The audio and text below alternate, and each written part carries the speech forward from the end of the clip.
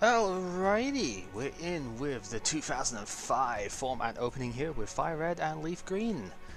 This set is kind of a weird one. It's a little bit of an obvious, we have just rotated some big supporters and we need to bring stuff back in order to make the, format work.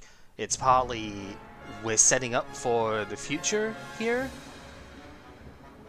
and it's partly we have the world's winning 2005 deck in this set, so I don't really know what to think with that. As for stuff here, as you just start to wrap up now, site that is totally fine. I mean, honestly, get some rest for sure. And who's going to pull the Charizard deck? There was one Charizard. In fact, no, Sai got one too. There are two Charizard EX in the entire thing, I think, between two players. So, yeah, that's not happening. Right, so, what have we got here? We have obviously got a lot of Pokemon from Gen 1 as we... Oh, you didn't get Zardiex? Okay, then there's exactly one. So, nobody's going to be able to play it. Right, so yeah, what do we have? We have a lot of Gen 1 Pokemon, obviously, because this is on the remakes of the Gen 1 stuff. So, there's a bunch of interesting-ish things in here. We might as well just quickly go over most of the EXs, because there are some very cool ones in here. The legendary birds I'm actually not really going to spend too much time talking about. Unfortunately, they were like secret rare, super, like 1 in 3 boxes or something rare in here. Nobody pulled a single one of these. Moltres and Zapdos, especially Zapdos, was played pretty heavily at the time because they have this legendary ascent ability that lets you, when you bench them, to absorb energy from your field and then just add them to the Zapdos and like switch in the Zapdos or Articuno or whatever. And then they've got decent enough attacks here as well, but we didn't pull them, so there's no point in going over in too much detail here. What we did pull, however, was Blastoise, and quite a bit of it between us. I think we are going to see this week if we get to see Leo play here. Energy Rain is a stronger version of the Rain Dance that we had before, where it can attach water energy from your hand to any of your Pokemon, not just water types, and also not excluding EXs. The catch is you've got to put a damage counter on anything that you use this ability on.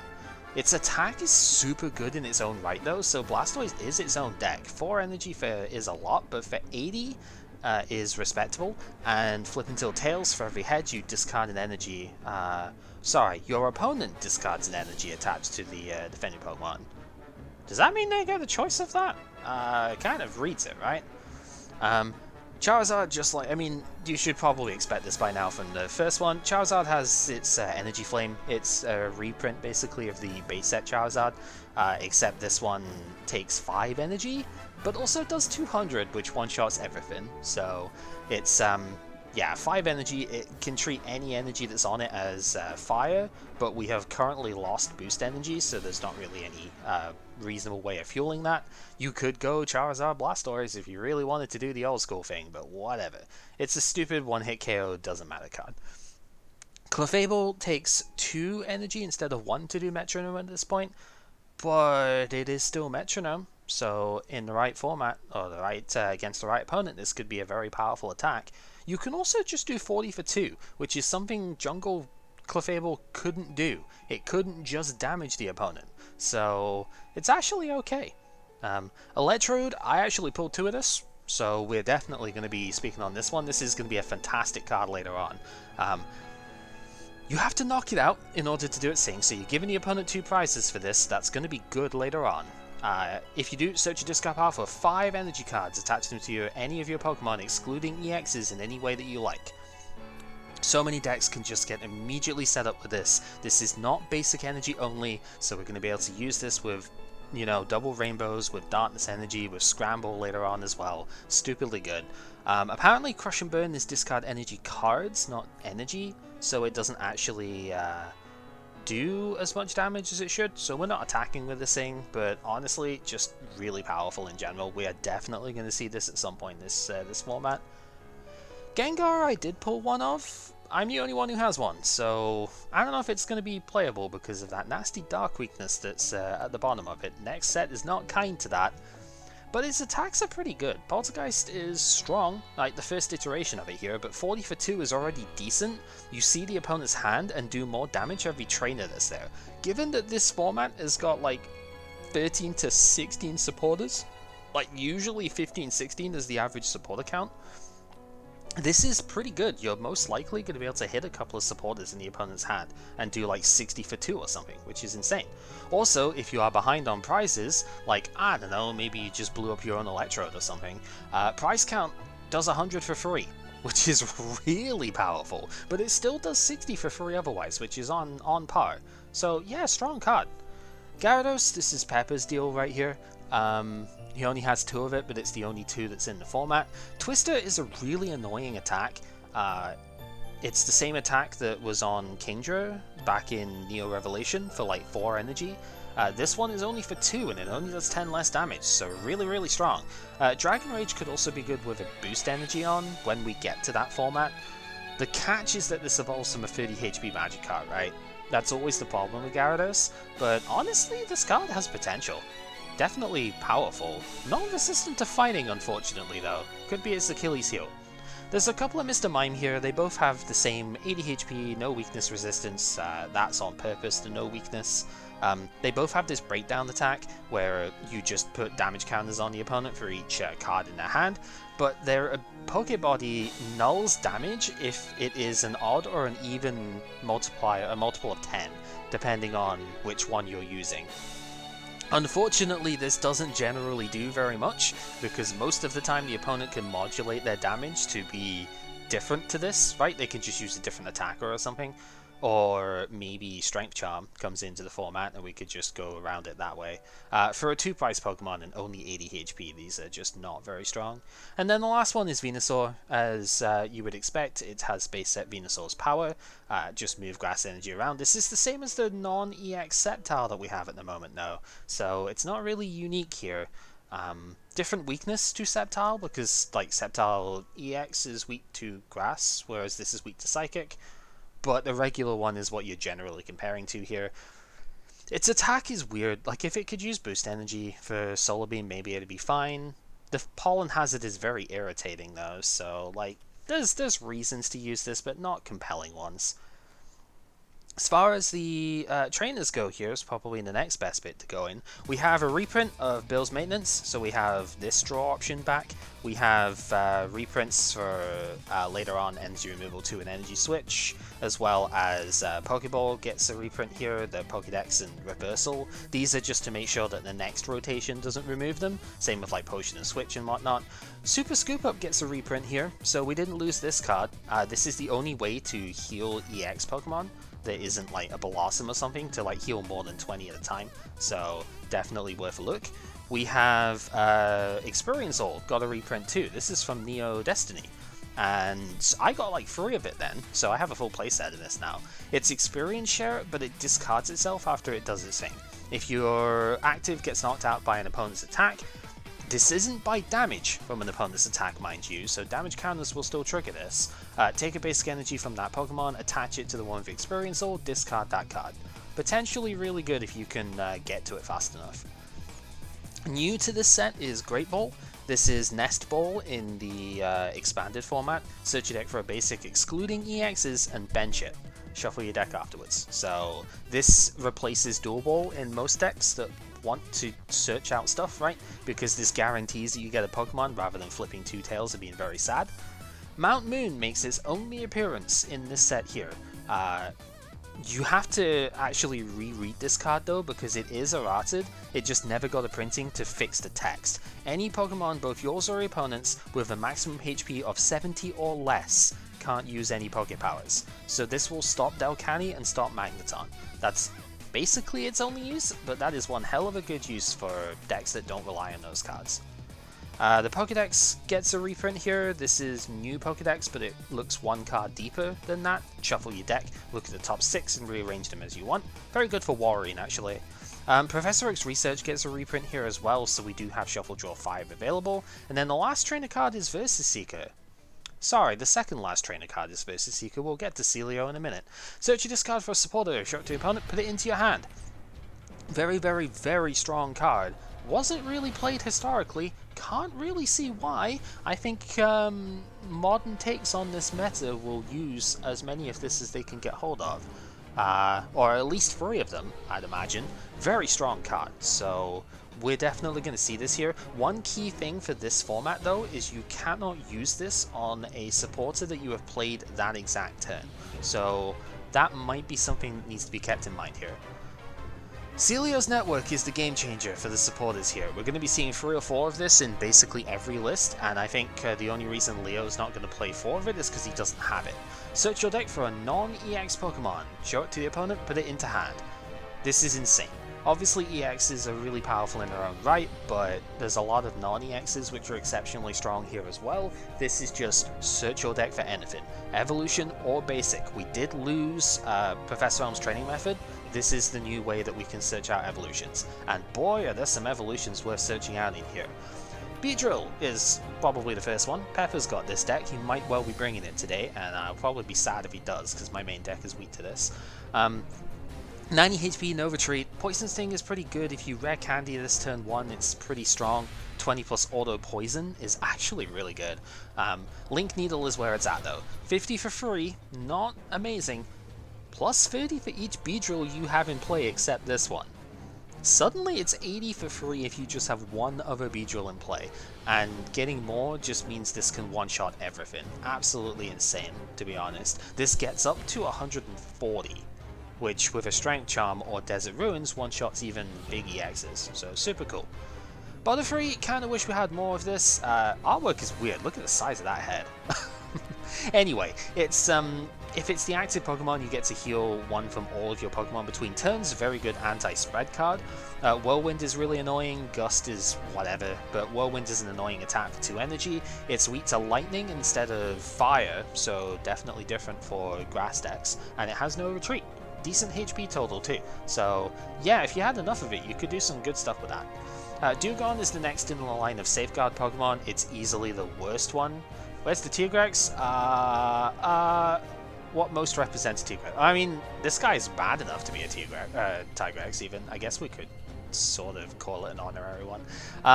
Yeah, Dugon is easily the worst of the Safeguard Pokemon, unfortunately. Like, Auto Sleep is cute, but it really just doesn't do enough damage at this point, so not worth it. Disso is very, very interesting. Search your discard for a Pokemon, a basic that isn't an EX, and swap it with Ditto. Basically, Ditto gets discarded, you keep all of the cards, the special conditions, and any effects on the Ditto, and you transform it into a discarded basic, which, if Ditto has been in play for a turn, can then evolve from the hand the turn that you play it. This card is kind of insane, but I didn't pull it, so woo, woo to everybody who did, but it's not me. Exeggutor follows the original Exeggutor, except it takes another energy to do its big explosion, but the explosion does twice as much damage. Psychic Exchange is also pretty good. Shuffle Draw 8 is kinda nuts. So, it's draw up to 8 too, so kinda neat. Marowak is mostly here for the Vengeance attack. If you have ever seen Wormadam, actually, is the most recent version of this, where it does 10 more damage for each Pokemon that is in your discard pile. This one caps out at doing 90 total damage. Nowadays it's uncapped. But this is kinda nuts, right? This is, if you play double rainbow on this thing, this is 80 for 2 on a stage 1, which is very powerful. 90 for free if you actually don't attach Deary. Linear attack is also decent. Snipe 30 for 2 energy is pretty strong, so kinda worth it. The Nidos, it's all about Nidoqueen here, really. Nidoqueen, Family Bonds is cute. For every non-Nidoqueen Nido Pokemon you have, you basically just nullify all of their retreat costs, which is neat, but it's the attacks is where this thing comes in. Toxic for 1 grass energy is just auto poison with 2 damage counters between turns. Use this in the early game is super good. Power Lariat is the finishing blow here. 40 for free, plus 10 for every evolved Pokemon you have in play. So this caps out at 100 damage if you have 6 evolved Pokemon in play, which in a stage 2 deck you're going to have a bunch of stage 1s and stuff in play as well. It doesn't have to be stage 2 evolutions, so this is not too difficult to hit 80 to 100 damage with. Very, very strong card for 120 HP too. Fighting is also a good type. Really good. The Nidoking lets your non-King Nidos do 10 more damage per Nidoking that you have in play. So if you get a bunch of these in play, your Queen could do like even more damage. You could actually hit the 120 cap with this thing, but it's mostly here because it has a different weakness, I'll be honest. Nidoqueen is weak to grass, this is weak to water, so if you don't want to make your deck entirely weak to being allergy shocked by a Beedrill, you probably play this as well. Earth Poison is kind of decent. 40 for 2 is decent enough numbers, and if the opponent has a damage counter on them already, then you poison them. Bound Crush is very expensive at 4 energy. Like, usually this deck only wants to put 3 on one Pokemon, but you snipe 60 somewhere, and the Nidoking can't use that attack next turn. But sniping 60 is pretty powerful. You can hit quite a lot of bench sitters for that, so good stuff. The biggest thing here is Pidgeot. This is your stage 2 crutch, I guess. Very, very strong card. Anyone who's played back in the day will tell you how good this is. But you only just need to read that quick search to know how good it is. You can only use one of them per turn, but once per turn, search for any card out of your deck. You don't have to show the opponent the card either, because it's any card, right? Insane. 100 HP, 0 retreat is also really good. Resistance to fighting is quite nice because we just went over Nidoqueen, right? And Clutch is a strong attack as well. 2 for 40 on like any 2 energy is pretty good as it is, but it also stops the opponent retreating next turn. So if they don't have a hard switch out, kind of insane. Uh-oh. Load image failed. That's not good. We'll let them figure it out. Poliwrath, it's mostly notable because it's a frog. It's not particularly good. The opponent can't retreat if confused. That's kind of nice, I suppose, but it has to be active for that power, so whatever. 2 for 20 is not great, but it does confuse, so there is that. Now, Mega Throw against EXs is neat. If you have Desert Ruins in play, this can hit for like 90, 100 damage or so. It's not awful, I suppose. Raichu is one of the interesting Wally Pokemon from this set. If you recharge with its first thing, if you just like Wally evolve into it, is kind of neat. You get 1 energy, then search for 2 more lightning out the deck, put it onto the Raichu, then Thunder Reflection is 50 and shift any of the lightning energy that's on it to any of your other Pokemon if you choose. It is not required, but it is definitely a good feature for the card. You could then use Mr. Briny's Compassion, say, next turn, scoop up this thing, and just go from there. There's a reprint of the Fossil Slowbro here. It does like 10 more damage, and so you can't use the original one, which is really annoying. It also has a Poké Power instead of the Pokemon Power, right? But Strange Behavior is exactly the same thing. We don't really have cards to abuse this right now because we just lost like Pokemon Nurse. We don't have Pokemon Center, so not really a lot that's going to take advantage of that. Tauros has still got no chill. It has the same... Oh, wow, there's something going on wrong here. Rampage is the same as it was before, and that's not really very good in this format anymore, so kind of whatever. Victreebel is interesting. Acid Sampler is not bad.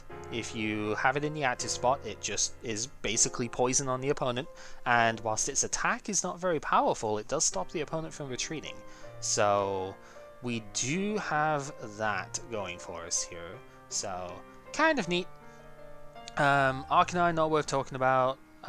Cloyster is cute because it does 20 less. It takes 20 less damage from attacks, and Double Bubble is a really annoying attack, but it's not very powerful, so whatever. Dodrio is interesting here.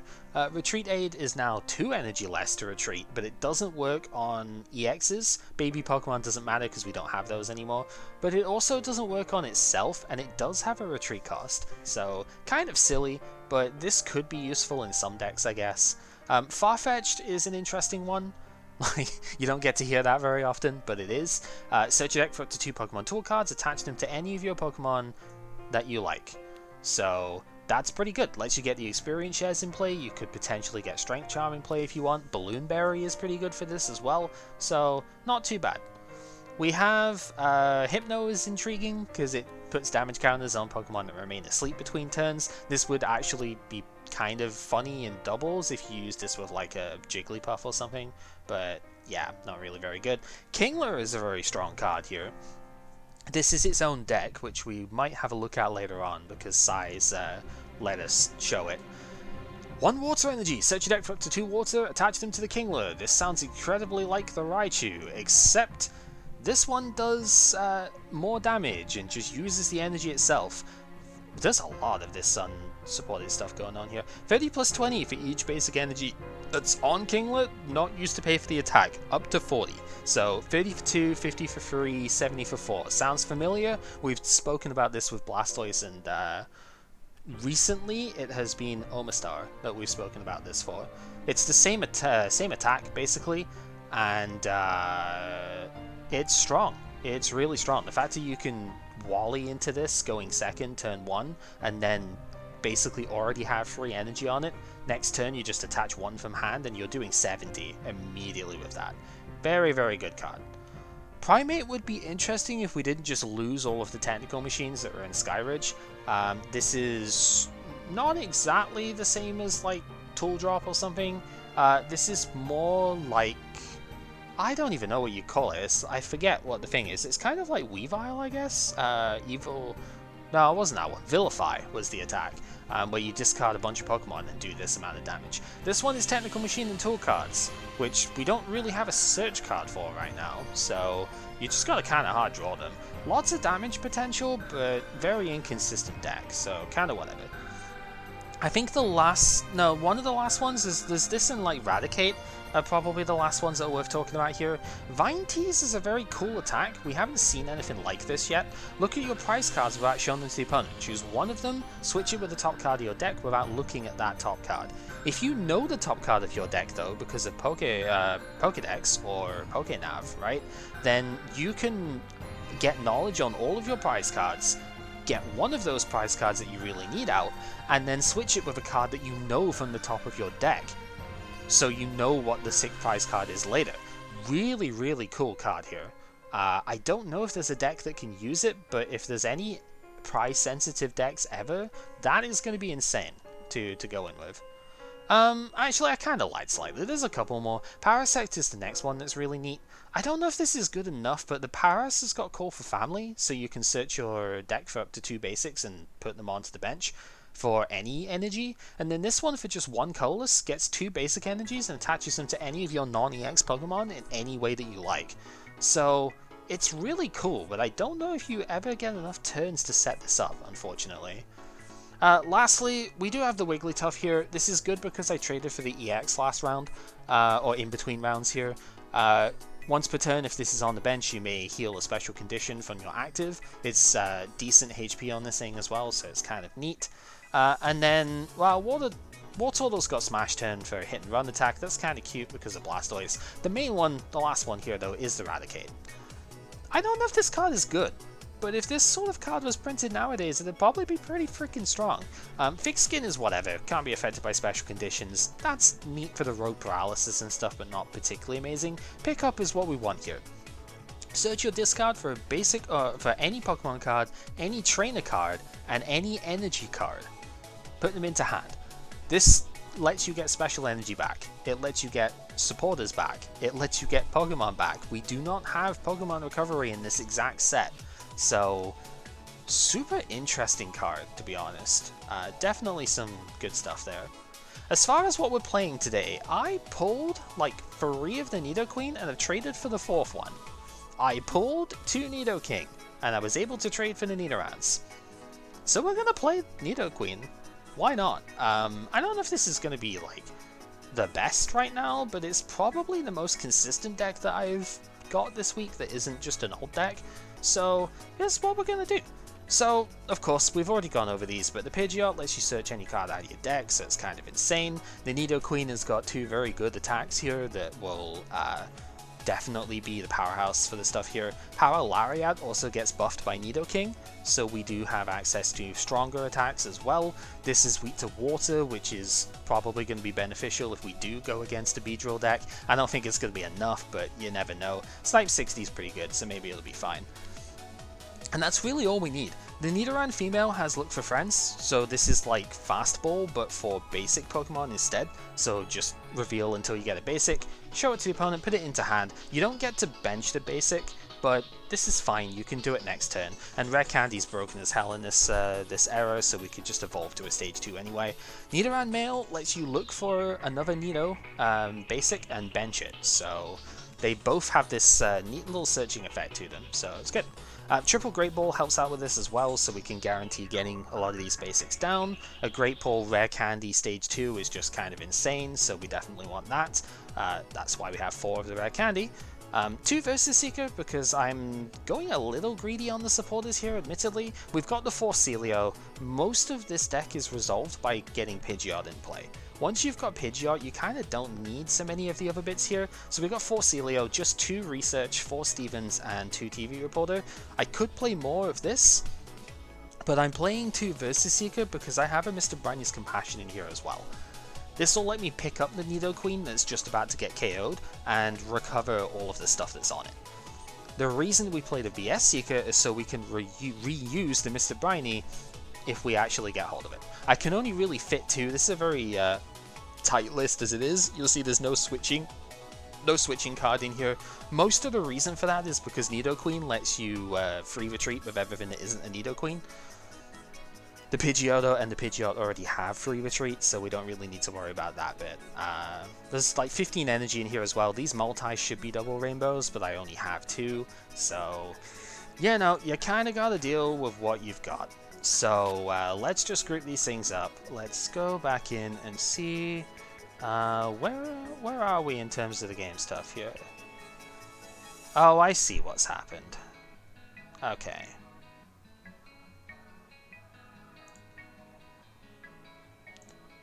This particular one. Okay, so I see what's happened with this stuff here. Everybody's been changing the fields around, and my stuff has just gone load image failed, unsupported format, and all of that. So yeah, like attach grass to the Beedrill. We're gonna have to move to the bottom one, Leo, because all of the fields at the top, which have been trying to load, aren't working. So I just have white screens on all of the stuff there, so we're gonna have to move to the bottom one. I don't know. Don't know exactly what's caused that. I don't know what color it is. So what color is that? Red? Pepper, I'm gonna move rooms. Okay. Okay. Sorry about that. Good. Yeah, I was about to move rooms myself, but right, so yeah, if we're changing color, yeah, red's on the top, I've got white on the bottom here, so... Alright. Yeah, that might be something I need to see if I can get fixed, but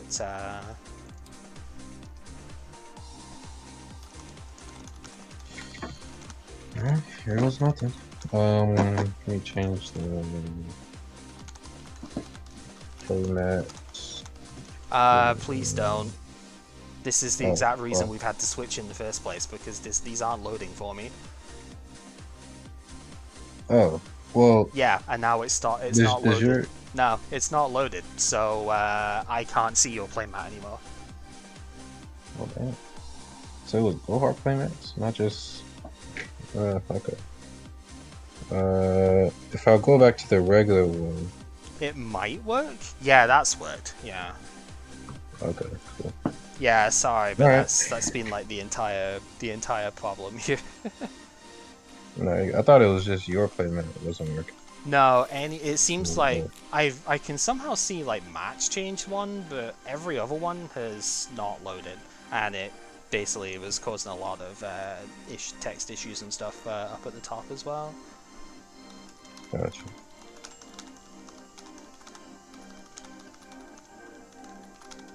Right, anyway. Yeah, okay. So, same thing as before, do we want heads or tails on this? Tails. Alright, you got it. Do you want first or second? Yeah. I'll go second. Okay. Right. I have basic, so that is what we will put down. Same. Alright, good luck, my dude. Let's see what we can do. Ah, look at old Dunsparce lead. Right, well this isn't really going to matter too much off of it then, but I will just put an energy on the Pidgey and I will corner to prevent you from retreating next turn. Not that you were going to do that anyway, but you know, I kind of got to do what I got to do, right? Does that affect Duskard's strike and run? No, because that is not a retreat, so yeah, you'll be Okay. able to switch if you want to with strike and run. Alright. In that case, I will TV Reporter for 3 and discard.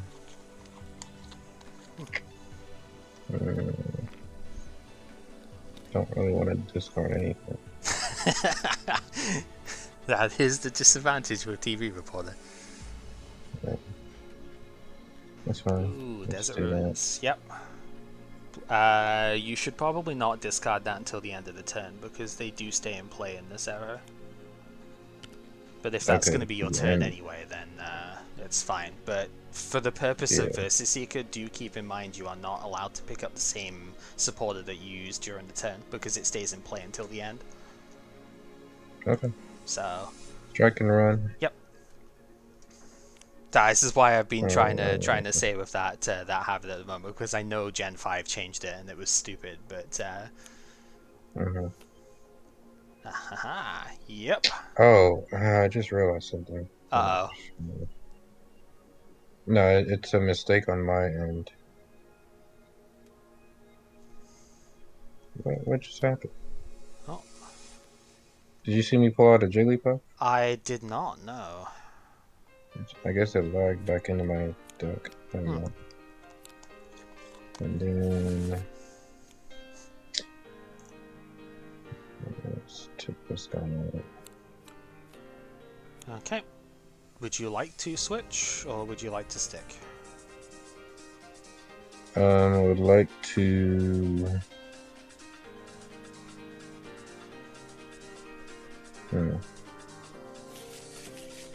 That's a great question, actually. I think I'll just stay. Okay, right, I'm just counting the stuff up real quick. So you've got 40, 2, 3, 4, 5, 6, 7, 8, 9, 10, 11, 12, 30, 40, 50, 60, 70, 18, 19, 20. Yeah, the Jigglypuff just went back in deck. Just wanted to make sure there wasn't like a rogue card anywhere, but now you've got 60, so that's what matters. Alright, we will draw. We will go for Steven's advice to draw 5, because I have exactly 6 in hand right now. So... would think that would get somewhere, but not hugely, but it's okay. We're gonna put a Pidgeot down.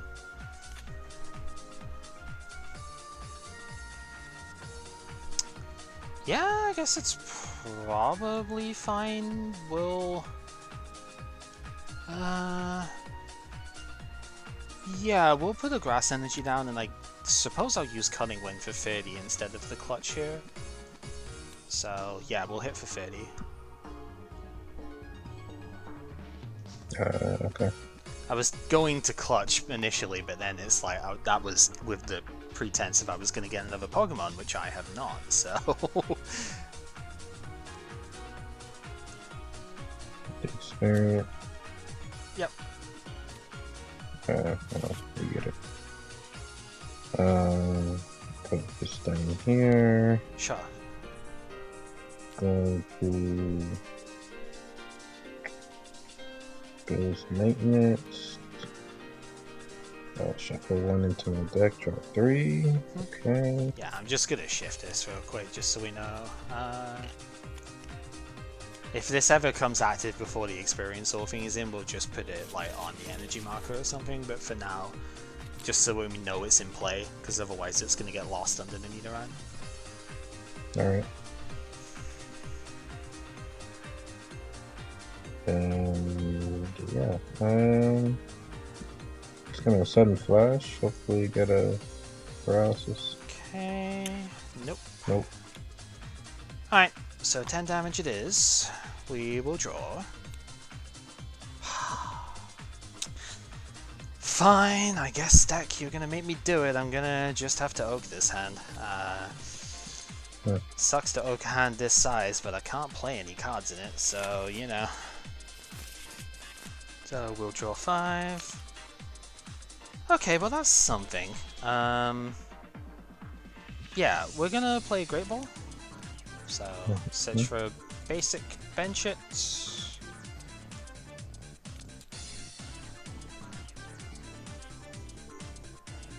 Since the search screen comes up. This is where it's going to get kind of amusing actually, because I am also going to bench a Nidoran female.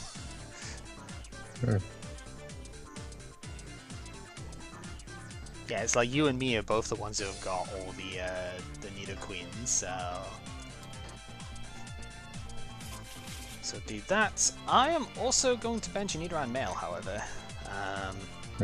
And I guess I just take knockout with Cutting Wind here. So yeah, we'll just do 30 and KO the Dunsparce. You do get to trigger the Experience Hall if you want.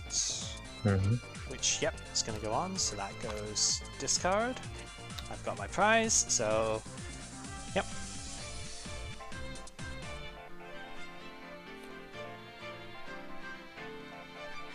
Okay. TV reporter. Are you just going to discard that anyway? Because you do draw 3 first. Yeah, I was going to discard it anyway. Okay. Oh, come on. I know your pain. I drew 5 cards and it didn't do anything for me, so yeah, I'm running out of... anyway. Jigglypuff, Sleep Inducer. Let's switch with this guy. Okay, and then Actually, you get to choose. Do I? Yeah, your opponent chooses. Oh no, the opponent chooses the defending Pokemon to switch. This is a doubles text, so if I had 2 actives, I would choose which of the actives get switched. You do get to choose which of the bench comes in. Oh, okay. Yeah, it's weirdly worded just because of the way the game was at this point. Right, so you still want the male one? Yep. Yeah. Yeah, right, okay, so we'll flip for the sleep before I do anything. Yep, here's a snoozing. So, alright, we will draw. Well, sure. Let's go ahead and bench 2 of the female ones down. Celio. So, Celio's network, search for any non-EX Pokemon, put it into hand. Which, again, as soon as it lets me do, is finally time for the Pidgeot. So, that's going to come in, and then I'll immediately use its quick search to get any card out of deck here. Which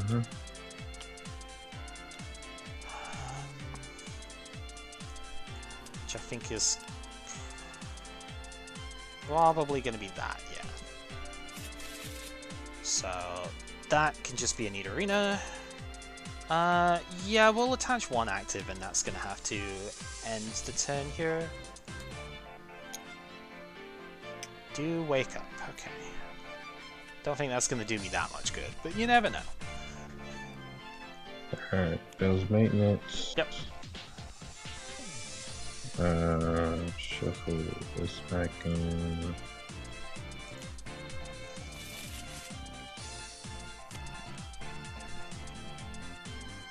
Yeah, that's something. So we got Pidgeot. Yep, that's pretty good. Got Wigglytuff. Ooh. And we will attach and expand. Neat. So 30. Yeah, cuts by 10 next turn. Alright, and then that gets discarded. Okay, see what we can do then. Yeah, that'll probably do it. Alright. We are going to annoyingly miss knockout here, but is there any better thing I can do then, if we're gonna miss it anyway?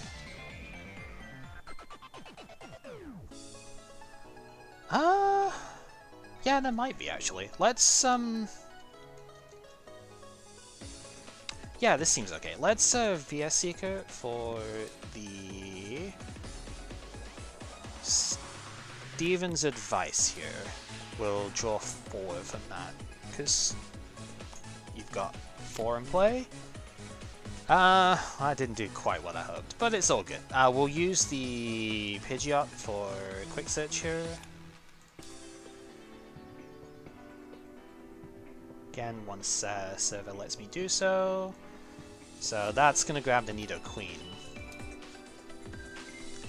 Which, Nidoqueen lets us retreat for free when with all of our non-Queen based Nidos. So Nidoran Male has got no retreat cost at this point. I guess we'll go into the Pidgeot here, is probably the best bet. Attach a Grass to the Nidoqueen and clutch for 30 because you've reduced damage a bit, and prevents retreat next turn. So Wigglytuff is stuck in play.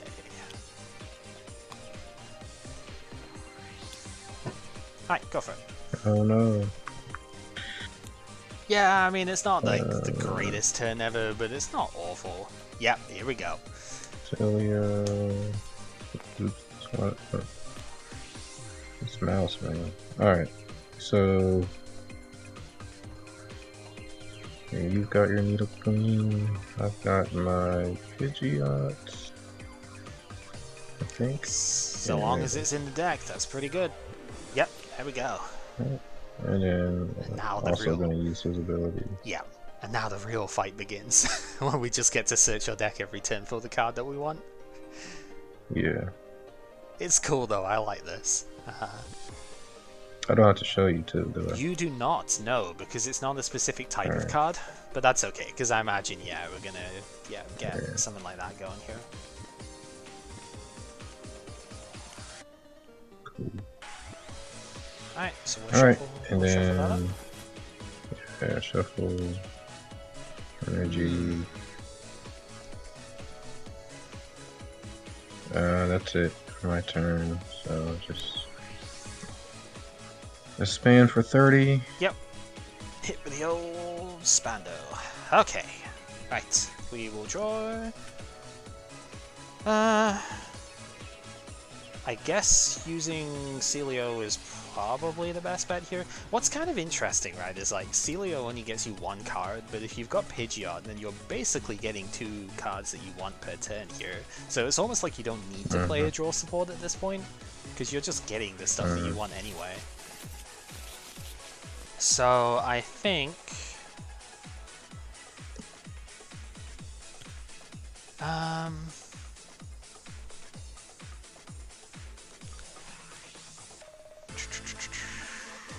yeah, I don't think I want to give the shot at that guy. So I think we will take Nidoking with the Celio, and then not really too much of a surprise off of the Pidgeot. Really, we're gonna rare candy into the Nidoking here. All right. We'll bench another Nido female. That's gonna need to get set up at some point. We'll put a fighting on Nidoking. 0 retreat with the Pidgeot, because as if it wasn't strong enough already, and Earth Poison to basically do 70 here. Like I wasn't able to KO because of the expand last time out. Otherwise I would have just done that, but yeah. I got you. So, Alright, so yep.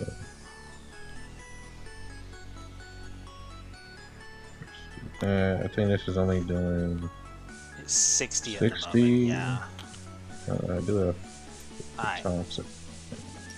You've got your draws. I need to. Yeah, I just realized I need to put some grass energy. Oh, do you only have fighting?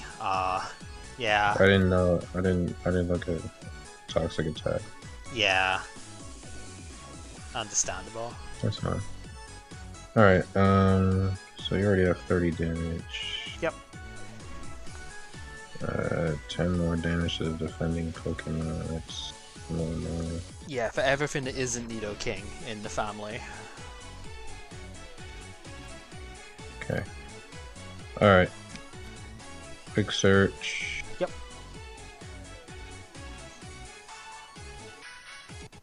Alright.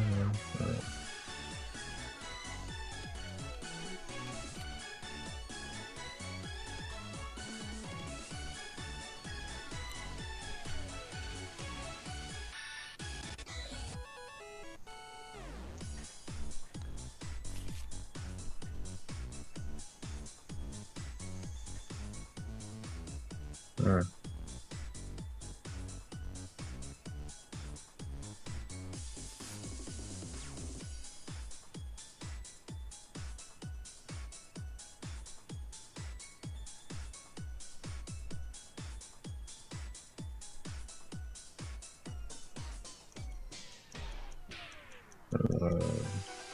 Okay.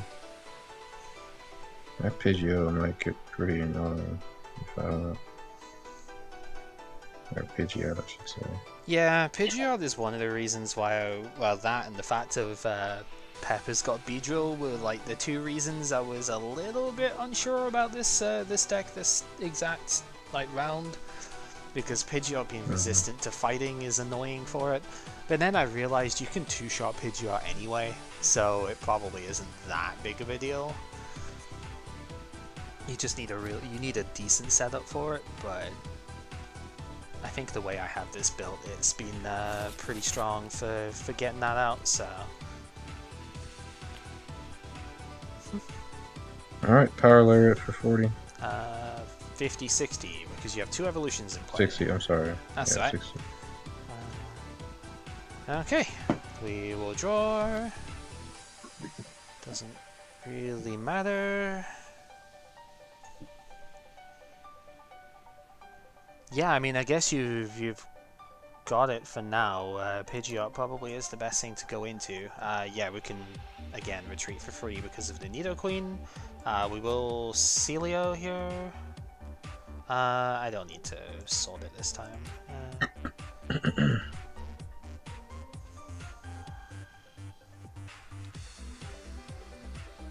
Because we are going to Celio for the Nidorina, and then Quick Search I'll do it rather than messing around with two at the same time. We're just going to get double Nidorina in play here. Puts a multi-energy on the Queen, because I don't have 4 double Rainbow Energy, and we will clutch for 40 and prevent retreat.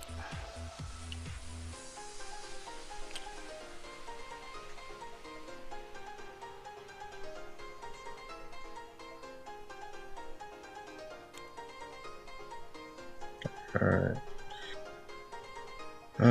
Red Candy. Yep. So another one.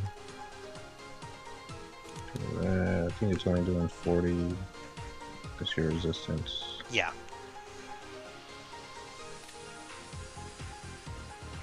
That's fine. Pidgeot, Yep. Quick Search.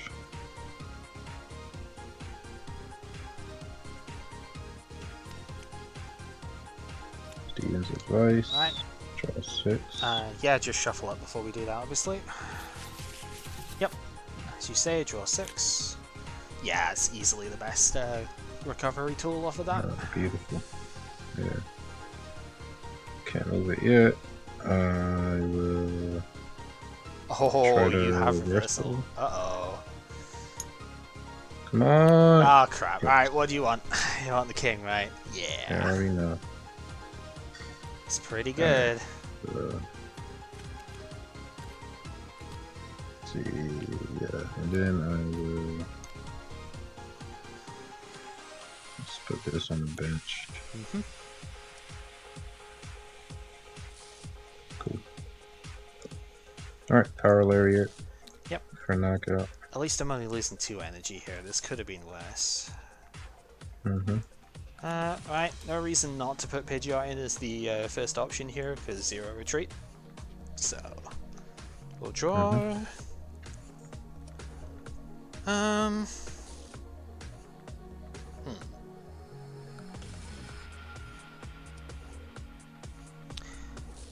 Okay, let's go for the quick search here.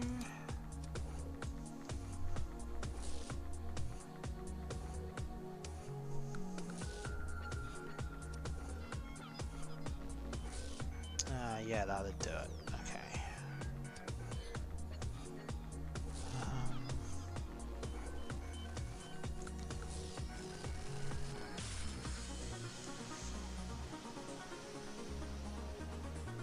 Yeah.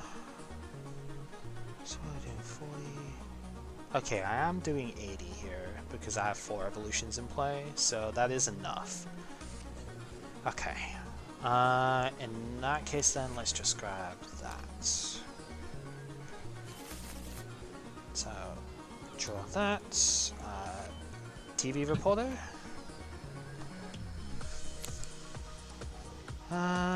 We'll discard research here.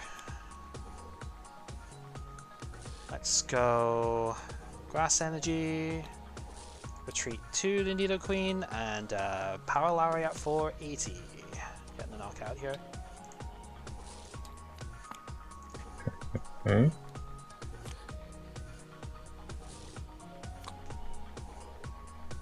Which? Yep. Yeah, this is the part of the game where we're like trading the haymakers. Mm-hmm.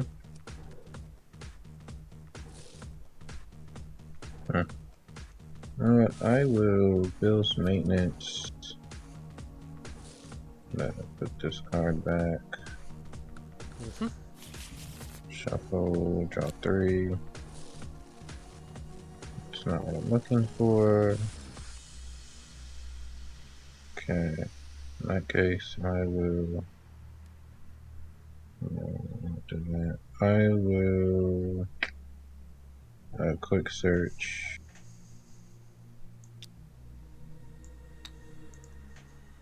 Get this guy manually. The one thing I find interesting about quick search is that once you've declared it, you can't not take a card because it's just searching for any one card. You can't fail that search, right? So, Yeah, that's true. So deck size can be a problem sometimes to look out for in that aspect. And then Power Lariat for knockout. Nowhere near knockout. This is doing 70. I don't have damage You're on weak this to one. grass. Oh wait, I'm You're not not a grass. grass type, Oh. no. I'm done. Alright. You got anything else you want to do first then, or are we No, we're good. Okay. Just making sure. Alright. I just thought I was grass. Yeah. God, can you imagine? Okay, let's use the Pidgeot quick search here. Yep. Alright. We will use Mr. Briney's Compassion to pick up the Nidoqueen and all the cards on it to the hand.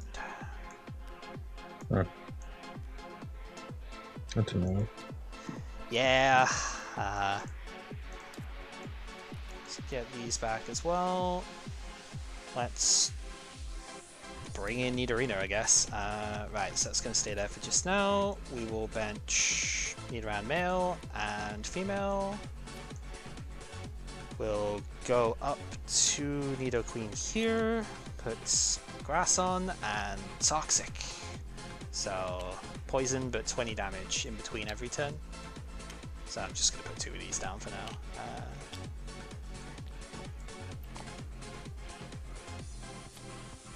Yeah, it's kind of annoying losing all the energy, but I was going to lose them all anyway, so I might as well just do it this way. Uh-huh.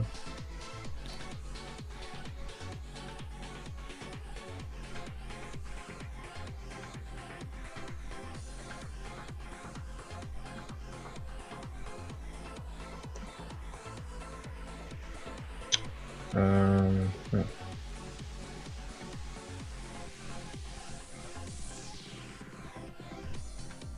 I'm gonna switch.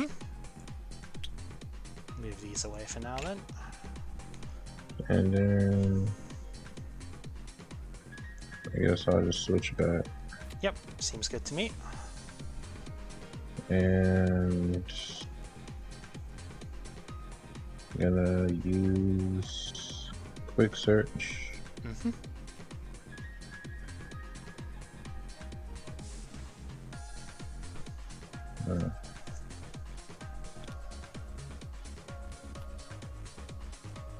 Whatever.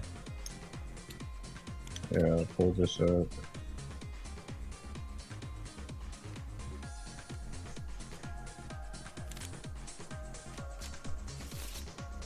Put this down.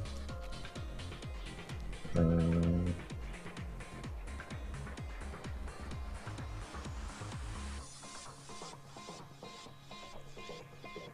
gonna attempt to Pokemon reversal. You have more than one. Ouch. Okay, what are we going for? What's the most annoying? I can't get a free kill unless it's a basic.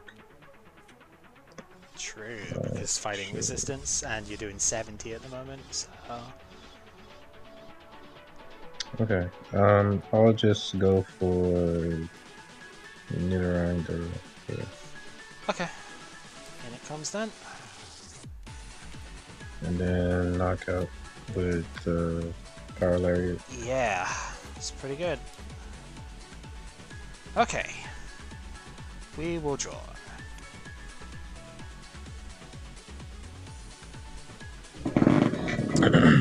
Right. Okay. So let's get down a Pidgey here, I think. Since I am conspicuously running out of Nidos here. We will evolve to Nidorina.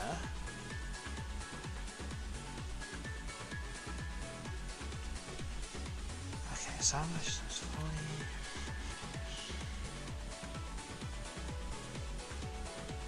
It's just short, annoyingly.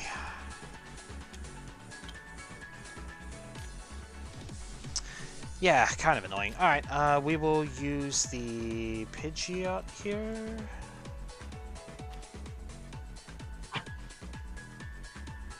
Eventually. Okay, there we go.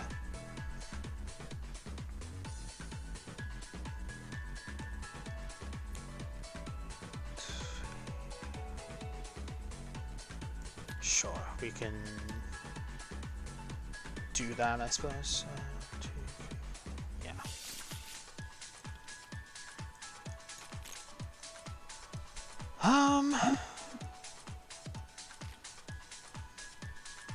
Let's put a grass energy down on the Nidoqueen here, and I think we just clutch here to do 40 prevent retreat. So this goes up to 60. Yeah, I'm looking at this and I'm thinking there's not really any way this Nidoqueen is gonna take me out this turn, but there might be. I guess, yeah, if you rare candy. I don't know, we'll see. Cheater, border. Yep. Attack's getting a bit low, but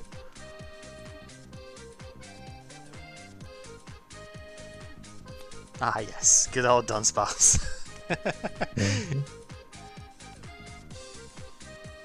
Arena. Yep, so that's now at 50. And I'm gonna go with that. Yes.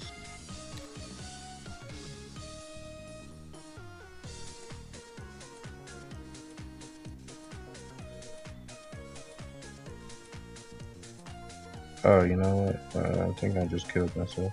Oh. Yeah, I think I just... Because you're gonna kill me next turn with your Power Lariat.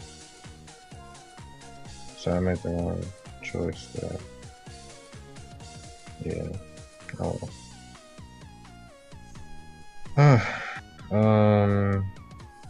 Quick search. Yeah, I'm about to fold because I did not do the right thing. Oh dear. I mean, yeah. I mean, we'll play it out, but I mean, this is not looking good. I'm just gonna Power Lariat for Lady. You do need to take a card with a quick search. Oh, my bad. I didn't. That's alright, then just going back to what we said before, yeah, it's like you can't fail quick search. Yeah, let's take that.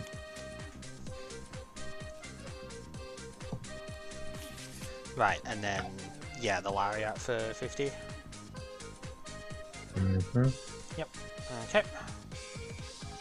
Right, we will draw.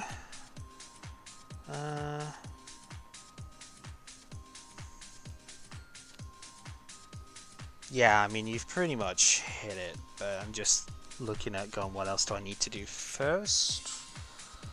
I think we use the quick search here.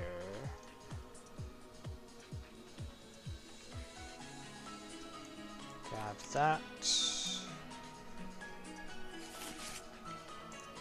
2 hands. And then we VS Seeker the Briny. Which is there.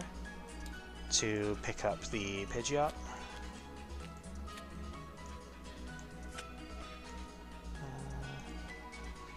Thinking I probably will just bench the Pidgey again, so I think I'll just leave that for a shortcut time here. I do have Pidgeotto for the Pidgey that was in play last turn. This has just been benched this turn. And then the multi-energy onto the Nidoqueen, and as you say, we'll power Lariat for the knockout here. Because I have more than 60, because there's like 4 evolutions, so I'm doing 80 at the moment.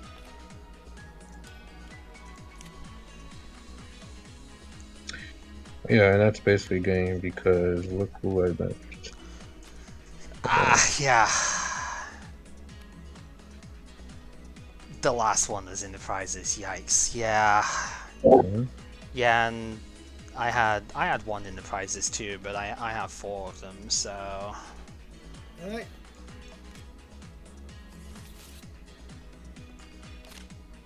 That's what was hand in hand at that point. Yeah, what I should have done was this instead of TV reporter. Pick up them and switch him out. He's resistant to your fighting moves. And I can put some pressure by not letting you switch, and then just kind of prolong it until I get another opportunity to attack.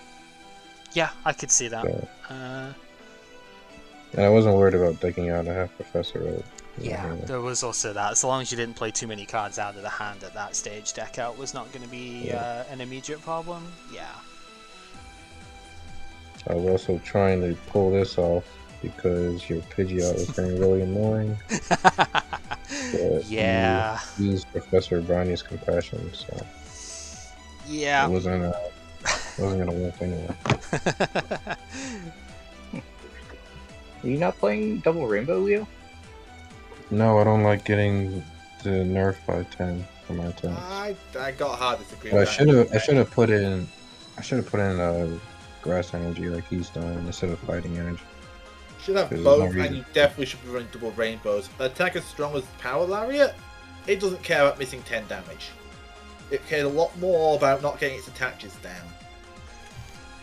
Yeah. I wasn't really. Well, I care about 10 damage. I'll put it that way. But I wasn't really worried about the energy. I had good energy all game. Yeah. It was just getting. Because if I use double rainbow, I'd be tempted to put it on Pidgeot, but that nerf Pidgeot's attack, and I don't want to nerf Pidgeot more than it's already. On one hand, I get that. On the other, the flexibility is nice to be able to just swing in one attach. Like, attaches are a very valuable resource for any deck which is swinging for more than 1 or 2 energy regularly. Yeah, I don't know. I've used double rainbow on pretty much everything, but those are like on Pokemon that are doing like 60, 70, 80 off the bat. I have to rev up my Nidoqueen. Yeah, but that's like when everything's evolved. Then I could see, but I don't have that many evolved Pokemon in my deck anyway. It's 1 Jigglypuff to Wigglytuff. I only have 1 Wigglytuff. I'm only running Nidoking. I'm not running Nidoking. I only have one Nidoking and then the Pidgeot, and that's it.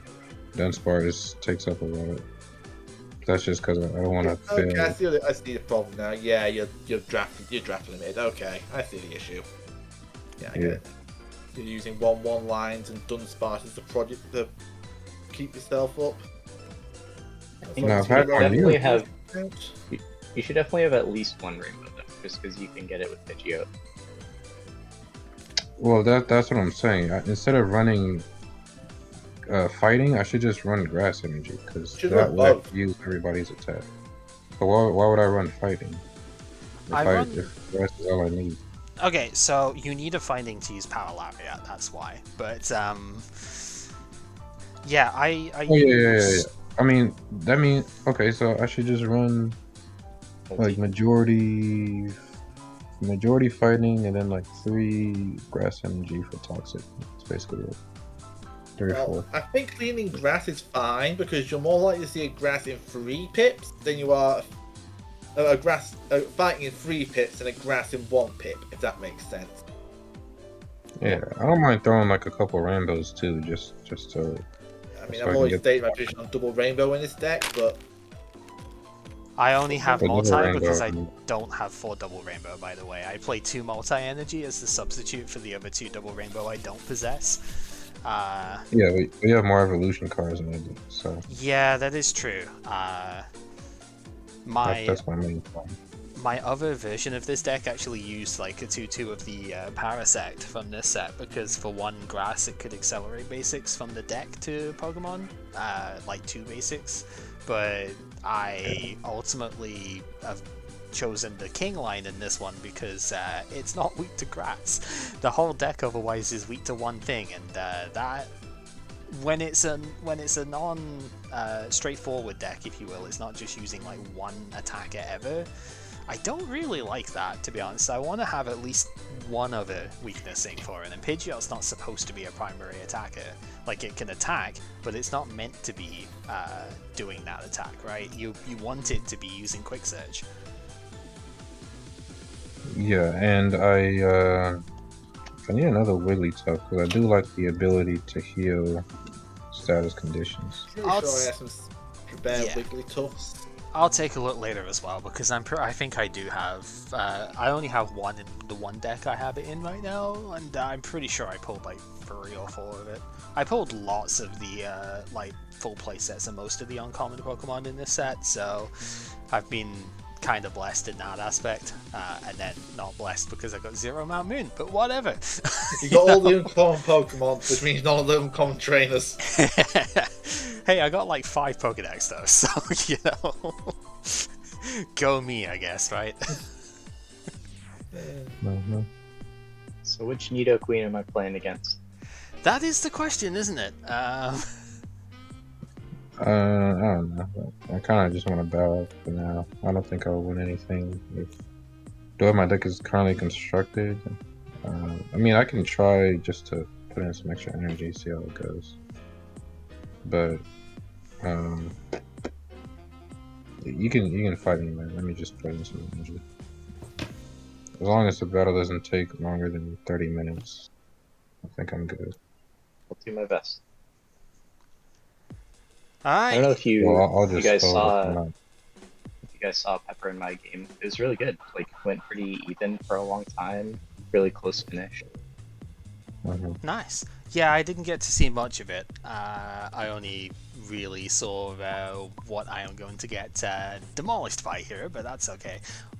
So, what did you play then, Matt? Given that I might not end up getting around to playing you this week at the time-wise. Gorbis. Hey! Good, that kills Nidoking, so fantastic. Yeah.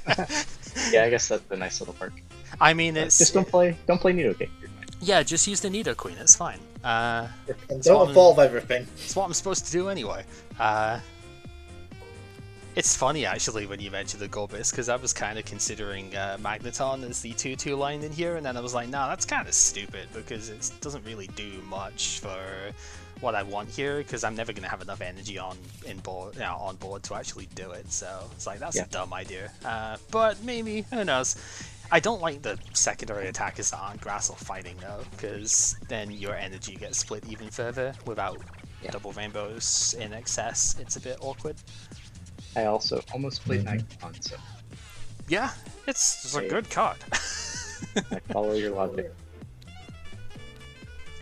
Right, should we move to a different thing then, Pepper? Yeah, sure. Yeah. Okay. Right, good luck, guys. Thanks. Yeah. You want heads or tails? Yeah, now Right. Leo won't be spoiled. Won't have to worry about. I won't have to worry about spoiling Leo about it. He runs Shedinja. Ah! Was Shedinja Lantern Gorbis. He did mention that before as the thing. Alright, before you draw, let's get the flip done. Right. Heads. Yeah, okay. I deleted the button quickly. I deleted the coin quickly. Alright, what do we want now? I'll go first then. Sounds good to me. I do have basic deciding Womp on. womp.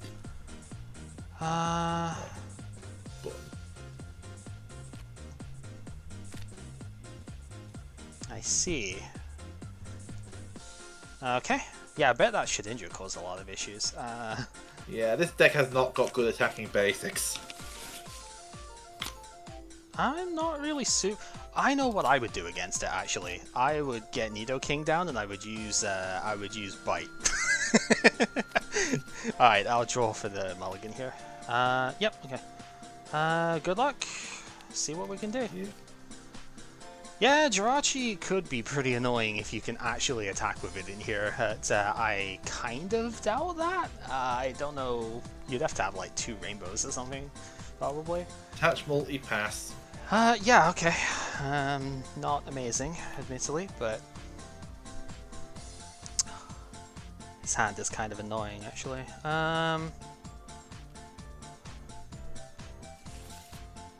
Ugh, yeah. His hand is like almost amazing, and then it's really not. One of those hands. I'm like, it's so close to being good. This hand gets broken with one single card out of the deck, and I just haven't drawn it, obviously. But yeah, a singular card out of this out of the deck here would entirely break this hand in 2.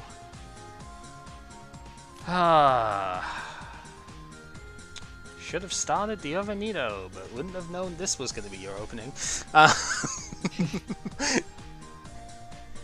Right? Nidoran Mail would have been so much better here. Fuck, what do I even do? This is stupid. Well, there's no hand disruption in this format. I guess I should probably see my fate before I do anything else here. I'm going to see Leo. See Leo, your fate.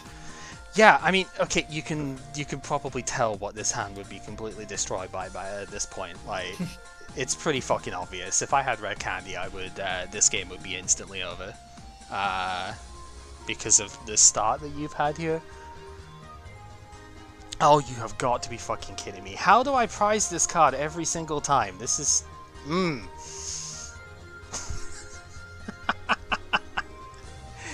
God damn it! I prized it against Leo as well. My last game I prized 2B. Yeah, that's never gonna go down well. I still won eventually, but it was awkward as hell. Yeah, God, I fucking hate this. What the hell do I do? This is... This... I hate it. I don't know what to do anymore.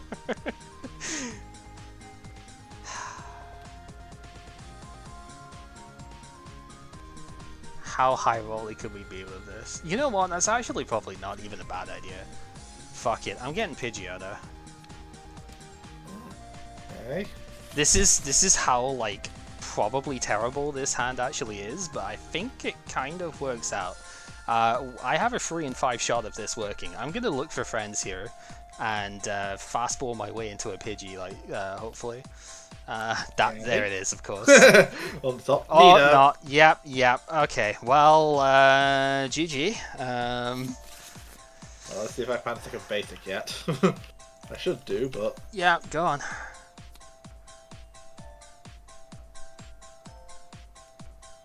Research. Yeah, okay. I mean, that's not necessarily the worst, to be honest, but... Pass. Okay. We will draw. You are taunting me now, and I hate it. We will put a Nidoran male down, of course, you know that from last time. We will put the multi on the other one, and we will do the same fucking thing again. We will look for friends here. This might take a while. The queen. I think we've both got the exact opposite kind of hand. Thank fuck for that. Alright, yeah, it was a very likely chance to find it, I will just say. But go ahead.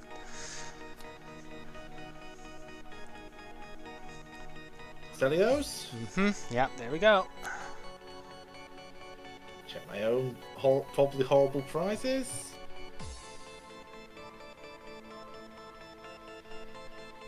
Okay, that's pretty good. That's actually... It's too bad that the Nidoran doesn't just bench the Pokemon as well, but I can understand why. You don't know what you're getting, so it's a bit of a what? Well, yeah, that doesn't help it, but...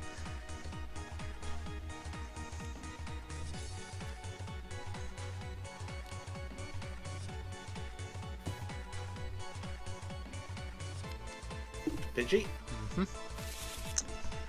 Yeah, it's pretty good. Pidgey again.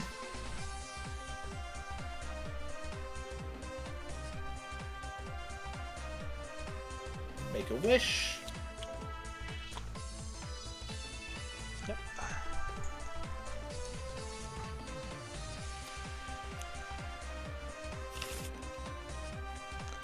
Okay, let's see what we can do then.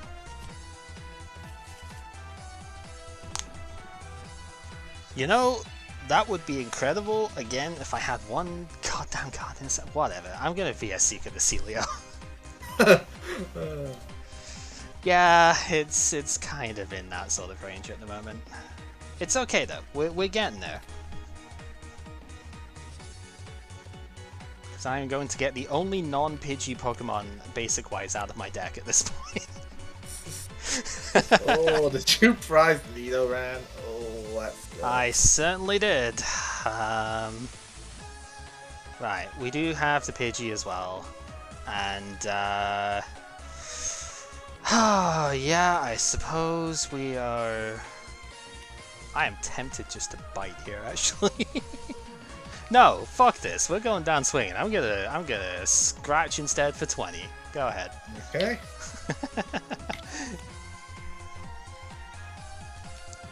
I have a Pidgeot.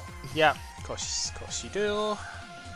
Quick search. Fun fact: you are not allowed to fail quick search.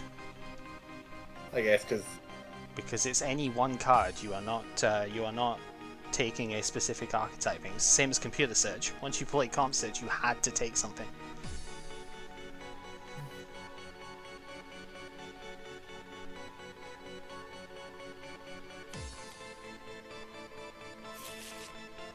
Awesome. I don't have to show you. Yes, that is the other bit for it. Yep. Play a Weedle. Oh, I wonder what you quick searched. Could it be literally anything? And make a wish.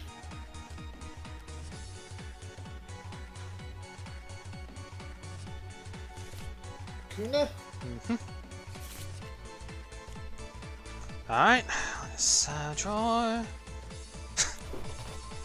We will Great Ball for a Pidgey. Yeah, I've prized a lot of stuff this game, which is not great, but we'll see what we can do.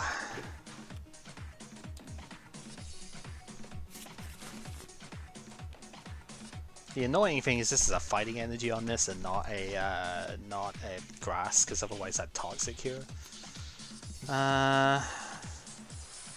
Because yeah, I'm gonna Pidgeot obviously and scratch for 20.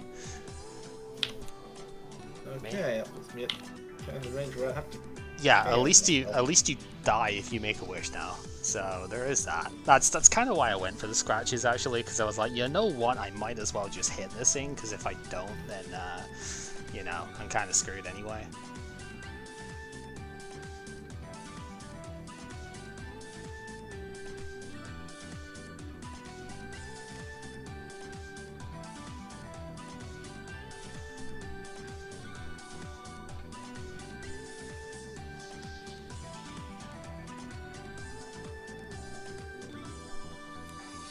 Quick search.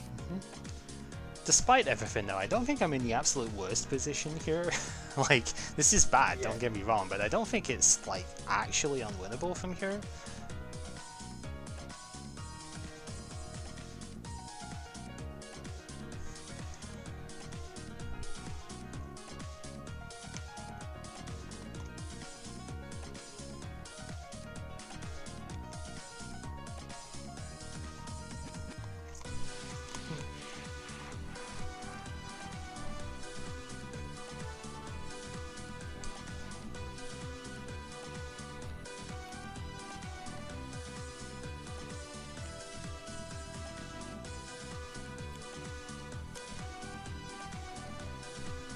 The whole not failing quick search thing is pretty funny because of the deck size though. Like, you've got to be careful using it late game because you might end up just running out.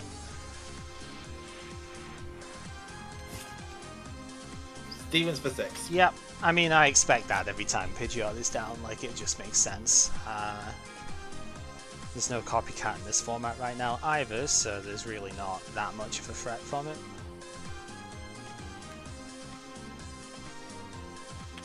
Great ball.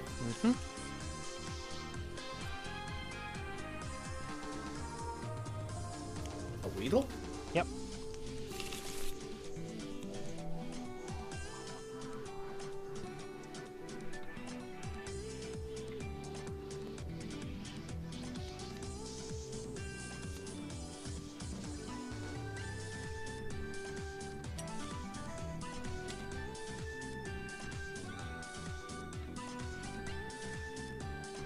Candy? Yep. Tap breath.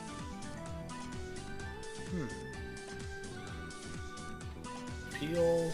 Yeah, that would make sense, yeah.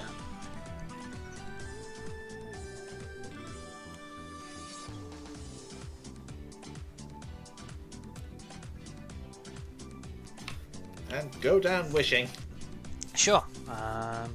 Yeah, because you are allowed to do that.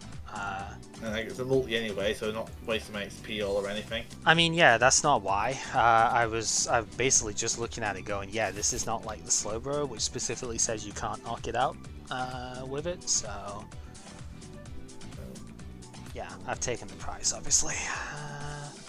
Imagine this when I get Scramble, like that kind of play when the Scramble's available. Whoa, you are playing a very dangerous game, my dude.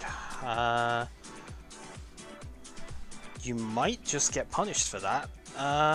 Okay.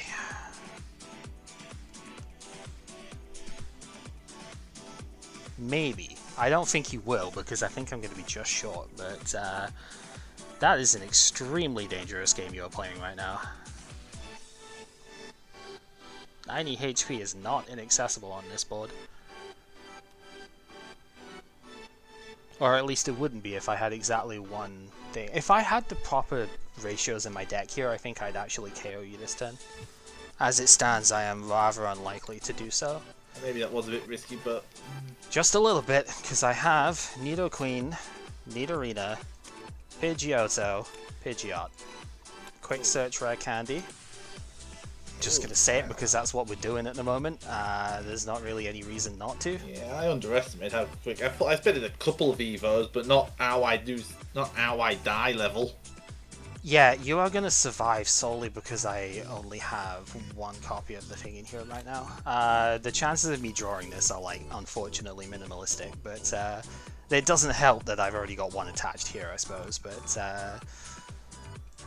yeah, because my last card in hand is Research, which I've been holding on to for, like, ever, so... Yeah, maybe it was correct to hold back the XP or and just send the MTB out. Yeah, unfortunate, but not completely unexpected. We are going to just attach the grass to the active then and toxic, because that damage is going to add up fast enough here. Yeah, if I had 4 double rainbow in the deck, I would have killed you there. Because the double rainbow gets mitigated by the Nidoking, so it would have been 40, 50, 60, 70, Yeah, 80, 90. Yeah, I did underestimate that.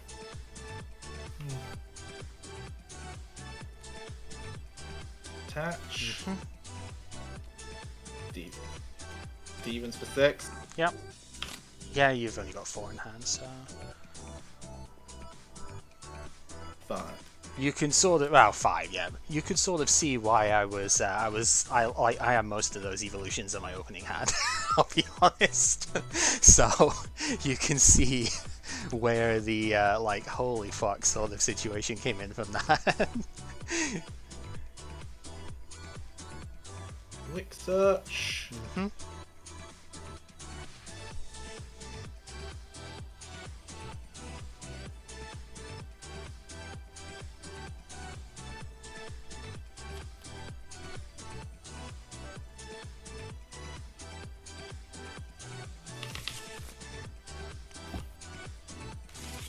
The worst part of it is all it would have taken was 1 rare candy in that opening hand, because I had Pidgeot Celio in my opener.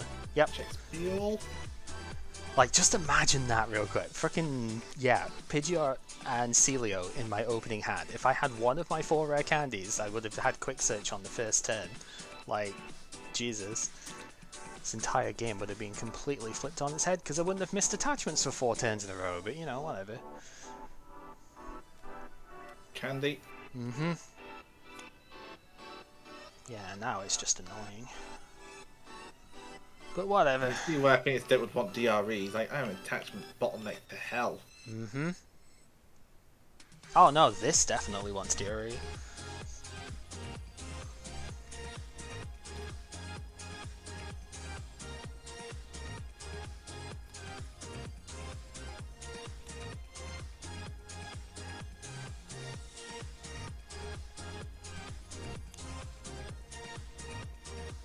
Take the KO. Okay. Sounds good to me. You're up at 40. Yeah. Which is where things go south. We put Pidgeot up, obviously, because 0 retreat. So we will draw.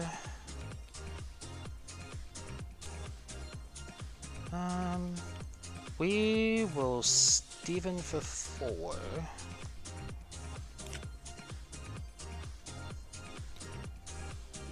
Yeah, the more I play it, the more I realise this needs DRE. I probably shouldn't even be trying this about. Like, if I was like playing seriously, I probably shouldn't even be trying this about DREs. Yeah. Alright, I'm gonna Great Ball fail search here. I actually do have one more target, but it's not something I want, so... The old playing that. I do have an open space, so I'm allowed to do that, so... Yep, fail search. I will quick search here.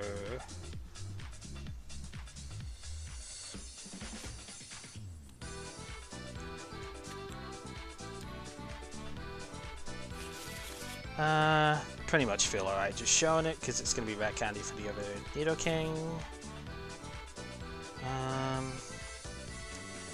We'll attach a grass to the king, switch to him.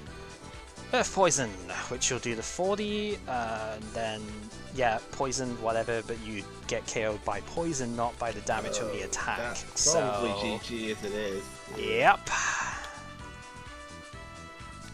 don't know. And you can see what I was engineering around when I went for the GG, toxic. I can't rescue that. Holy shit. If I had DREs, I might be able to, but no. Alright, so here's the stupid bit. 2 Nidoran female. There was a Nidorino in here as my other prize. And the other DRE. My second DRE, yeah. It was a 1 in 35 with the 5-card draw, basically, to like 35 cards in deck, only 1 DRE. Should have been 2, because I should have had DREs instead of multis.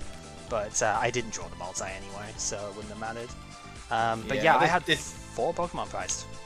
Yeah, my deck has problems. I'm just saying it right now. It's pretty close though. I'm not gonna lie, it is pretty close. Yeah, I see what it's meant to do. I can see how it does it well. But DREs hurt so much, you have to go so low on energy to make room for everything. Yeah, Deoxys is going to be huge, because if you can get Scramble energy, I think that deck works just as well. Yeah, Scramble. You saw what I'd like to do there. I like a number of Suicide Jirachi into Scramble. Yeah. Perfect. Mm-hmm. Yeah, the Milo is something I obviously didn't fit in this one. I will be frank. I had the option between this and playing 2/2 Parasect and one more Oak instead of this. These were the two decks I was considering off it. I played this one because it had something that wasn't weak to grass, because I pretty much knew you were going to try this. It was the only reason, the only thing it made sense. It was like, I need to play at least something that doesn't get completely eviscerated immediately, because yeah, you can kill this. It's not the hardest thing in the world, but it is critically something that you have to work a lot harder to do. And the damage buff would have made a difference. I had KO if I could have found DRE. That's ridiculous, to be honest. Yeah. I got nothing else to add really, apart from the obvious. Like the Maledict's also there to cover Wart, to cover against fire potentially if that showed up. No can do with this setup, I'm afraid. I know, but yeah, that's nothing what's the DREs for. Yeah, I mean that would obviously help. You may see the one miss in this list. I decided not to play a stadium card this time, because initially I had two, because I had the two ruins, but I decided to bulk up the Pidgeline instead.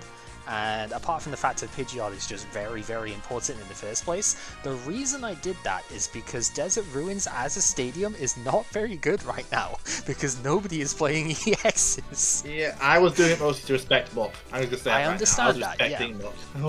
I felt like I might actually be able to do something against Muck with this deck anyway. Because, yeah, it's a little bit annoying, but I have plenty of ways of, like, getting the evolutions out a bit quicker, right? I have Forcelio, we've got the Rare Candy. I feel like Pidgeot is a decent enough trade against Muck that I might have actually stood a chance anyway. Well, it's my fear, not actually the Muck itself, but the ER2. Yeah. Because I'm so short on energy. Yeah. I actually nearly lost the other game, because he was running ER2s and I just nearly ran out of energy. Fair, yeah. Because I had very limited ways of taking out Shedinja at that point, because my energy was attached, and it takes two for this thing to do anything to it. Yeah, that is true. It does. And it just retreats out of poison, so it's just really bad. Yeah, that's quite rough. Whereas, like you've said, my thing is get two Nidoking out and bite it.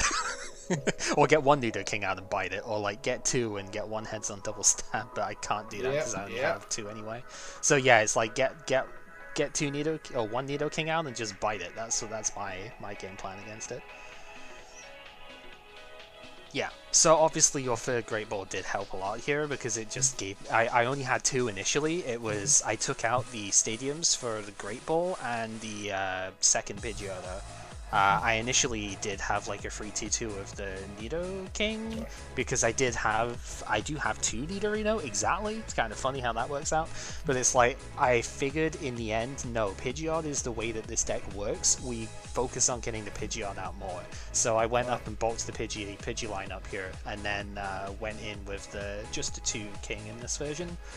But yeah, I figured it would probably be better to play the third Great Ball, because I don't play Dunsparce for obvious reasons, and just play out the bigger Pidgeline than play the stadium here. I wanted to consider Magnetic Storm, because I do respect Pidgeot as an opponent for this deck, but I realized I two-shot Pidgeot anyway. So I'm like, okay, who really cares, right? Yeah, the damage math doesn't really change unless you're hitting the whole 100. But right. Which means I need, like, both Nidoking out, probably. Hey, that's possible, though. But, you know. Yeah, I mean, I should know stage 2 spam is possible. I do like this, though. Like you're saying, it's maybe slightly incomplete because of draft, because you're having to do this, the same as I am down here, but I do like this.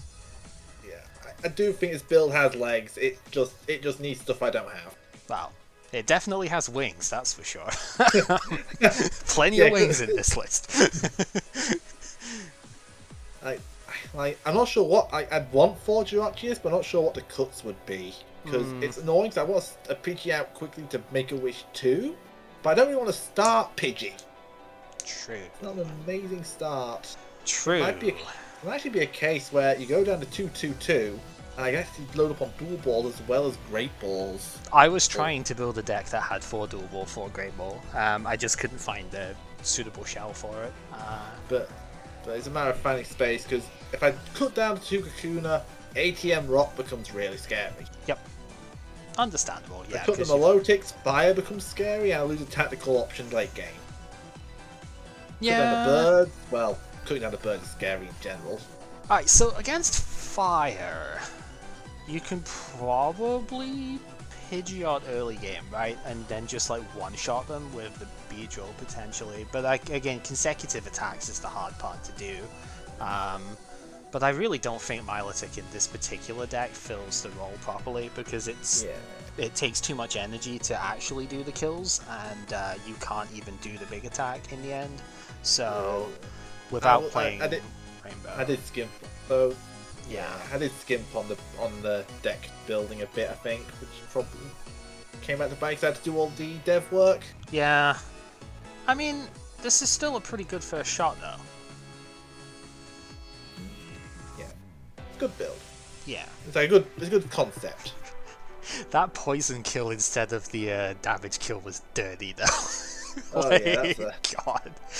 Yeah. I was doing the math with it too. It's like, okay, if I toxic with this and you stay in, that puts you at 40, and then Nidoking kills with poison, not the actual damage, and I get to bypass the experience all here, and you've got no proper follow-up to that, so... Yeah. Energy is a critical weakness. That's part of why DREs I think are so important, because it catches that issue as well, because it's allowing more energy in the deck. Yep. More pips. But yeah. Yeah, good shot though. Yeah. I built it, I played it. This was generally just the most consistent thing I had this week. I think I had a couple other things I was looking at. I was building with the Wigglytuff. It's like Wigglytuff Blossom with the Pidgeot was kind of good, but just it's so hard to search EXs right now, and that's what my other decks were, basically. Blastoise Kingdra was okay, but couldn't keep up enough with stuff. Again, very hard to search out the EXs that you need to attack with, so that's annoying. At least Kingdra will probably have a solution to that next round because of Surprise Time Machine, right? Because you can use that on the basic Kingdra that you're able to search, and then devolve it, go into Kingdra EX, right? So that could work. Blastoise doesn't have that though. And I figured I probably would need Blastoise with a Kingdra, because I don't think Kingdra hits hard enough by itself at this point. Not without Pokemon Nurse. That was like the whole reason the deck worked. I always thought Kingdra's damage was suspect for what it was.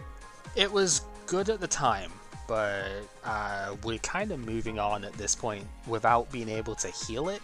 It's troublesome, right? Like, it's just rough. But the fact that you can snipe the 30s is very relevant, because that lets you chip stuff on the bench that otherwise is going to be hard to reach, right? So it's not a bad call, it's just... It's hard without Blastoise to get up to the proper numbers at this point. Could Blastoise be the Jirachi's solution to that? Possibly. Possibly. Like, even if it's just like a Dunsparce line with one Jirachi in deck as a Dunsparce target, strike and run to it, attach energy, then you're going. That could be possible, yeah. I did do it for a couple of decks. I think I got it in my Blaze deck actually, because that's one of the other decks I ever made. Oh yeah, I was thinking Blaze would probably be a bit of a tough matchup in general to go against, but you know, I don't want to spam. I understand that. New cards. When I pull 3 of these bees, I want to play bees. I mean, you basically got to do what Sai wanted to do, and he will be grateful for that. That's if somebody could play it, right? So the other thing I was looking at, there were actually several partners that I had in this spot. I mentioned before that I had like the 2/2 Parasect in the other version of this, right? That 2/2 was several other things that I was tempted on. right? Wigglytuff was one because they synergize fairly well, right? You want a bunch of Pokemon in play anyway, so like Wigglytuff is good. Without boost energy though, it's a little bit hard to maintain it. Yeah, so I don't know. Wigglytuff might come back in when boost does, but it depends. But I think the form might be a bit too fighting centric for it by then. Yeah, just because of T-Tar maybe. Yeah, I am worried that T-Tar is going to be a centralizing force. I already have an out to that plan, don't worry. The second thing that I had in here were actually the Marowaks, because I traded for size 1, right? So 2/2 Marowak instead of the Parasect was the other thing I considered. Because the idea is, it is an evolution, right? So you can still buff it with a thing, but as your Nidoqueens go down and you don't have recovery in this format for it, Marowak gets stronger. Rather quickly at that, so you transition from focusing on Nidoqueen attacks to Marowak attacks, and you're still hitting basically the same number. Marowak does 90 for free, so... we have the data species Nidoqueen, King and Nidoqueen have attacked like that as well? Yeah, so there's scope for this to evolve literally later on as well, but... That was one. Obviously, Magneton was another one that I considered because it covers the water and also most likely Pidgeot, right? Because Pidgeot was going to be the potential thorn in the side here. Once again, my lack of double rainbow kind of kills that though, because how am I going to stick enough energy in play to do that? So, yeah, not having enough DRE messes up a fair bit of the creativity there. Damn you! The one set, the first set that is not a premium slot, and I said this would happen too. I was concerned when the premium slot went away. The first set that has it is the first one that we really wanted a rare from and didn't get it enough. Just saying. But yeah, no, there were a few bits with it that way. Obviously, Milotic was another potential consideration, but I didn't want to play Rainbow Energy for it. And yeah, same sort of issue. Also, I took out Desert Ruins, so DRE wouldn't kill Blazy X at that point. So I thought, why bother? I might as well just do what I can do with it otherwise. But yeah, no, this was the most consistent one I had. I had a Blastoise Medicham deck actually as well, because I've got 3 of the Hollow one, which is pretty good. That was like the second choice here. It was pretty even with the Parasect version of this one. Would be more favorable against this, obviously, because King is weak to water. But it was pretty reasonable, and there's a decent logic to it, because, yeah, we don't have Copycat in the format right now, but Pidgeot for Steven still gives you like a 10-card hand or something, and then Choco Points just wrecks you. And it's easy to just blitz it too, because you can just take 20 damage and just attach 2 water to it, put a multi or a fighting on it, and suddenly you're hitting for like 90 damage on that as well. So that kind of thing is also part of why I wanted to try and get the Gardevoir together for this set, which is what I was gonna play if not Bees, but I couldn't get the last one off Matt in time, and yeah. I have a feeling you're probably not getting off of him, to be honest. I'm trying. You are, but he doesn't seem particularly interested, unfortunately.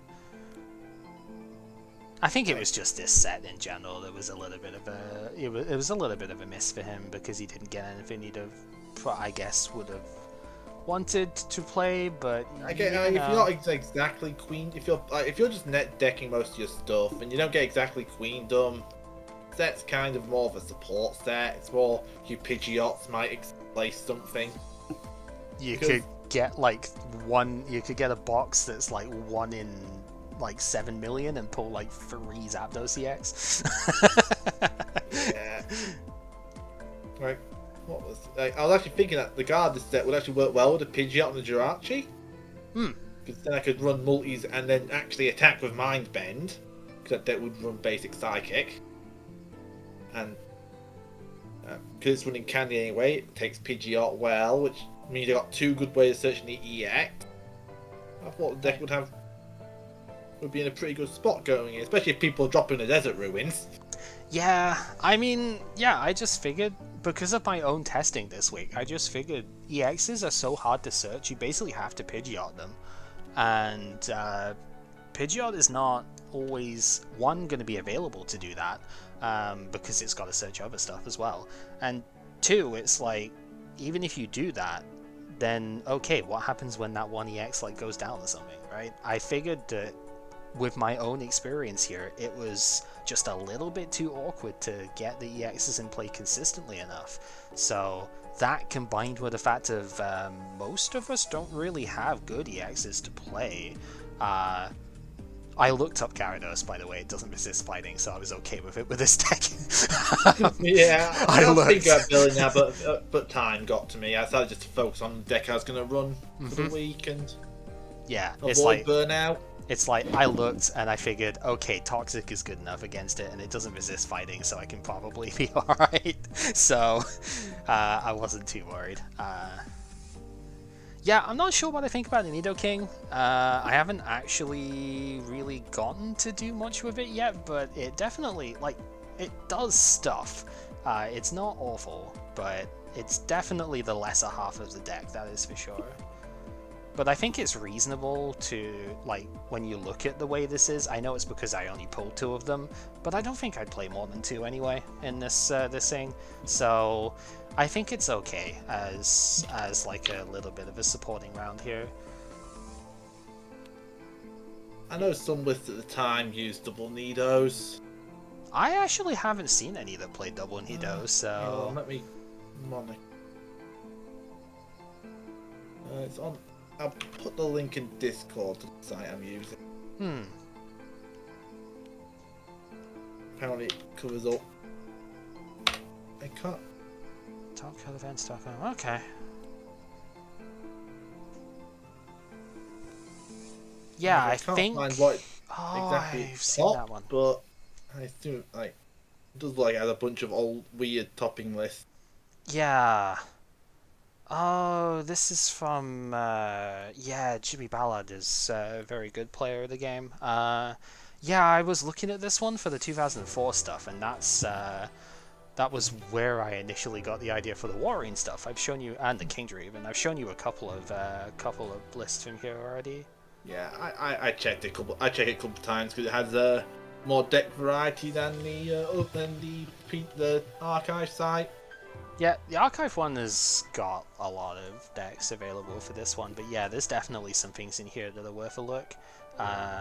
Jumpy Gorbis. Oh boy. Yeah, I saw that. I was like, oh, Jumpluff looks annoying. Oh, it sure does. I was thinking that might also look with my low tech to be extra annoying. Alright, so let's take a look and see for the differences here, because I do have the list up. So, yeah, they play Dunsparce in this one, which I don't disagree with. Leo played it as well, and it is certainly good, but in the end, I preferred stuff that could evolve. That's why I went with the Parasect in the first place, because it was like very slightly worse Dunsparce that could evolve, and the evolution could be useful as well. I don't think these old lists are fully optimized anyway. No, but some of them at least have been made, like this seems like it had been made a little bit more of a modern take on stuff. The Stadium counts as definitely interesting. I was trying to fit Magnetic Storm in this deck, as I said, but just couldn't get it in. Mount Moon would have been the other obvious choice here, but I don't have any, so, you know. I really did like the, oh, that's awkward, isn't it? The fighting energy and no grass in here. Yeah, I would run at least a couple of basic grass. Yeah, I don't know. Hit requirements aren't that bad, and you've got DREs. Yeah, maybe in multi? Question mark? Because you don't need to type if you've got the DRE on. The only reason to not run multi would be the special energy hate aspect, wouldn't it? And Gorbis, I noticed that in my last match against Matt. It's like, shit, this is the one matchup which pushes me for running multis. Yep. Which is why, again, you can see I've only put in a couple here as the thing. Arguably, I shouldn't even do that, but I figured no, I do need a way of being either energy here, especially with Nidoking in here.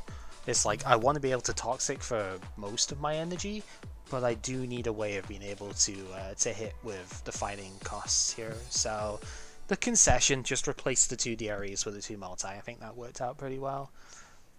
Yeah, Crystal Shard is a decent one-off when we get it back, because that just bypasses the resistance issue. Other than that, yeah, 2 Switch in here as well. Leo played Switch. He played Switch and Reversal, actually, which was...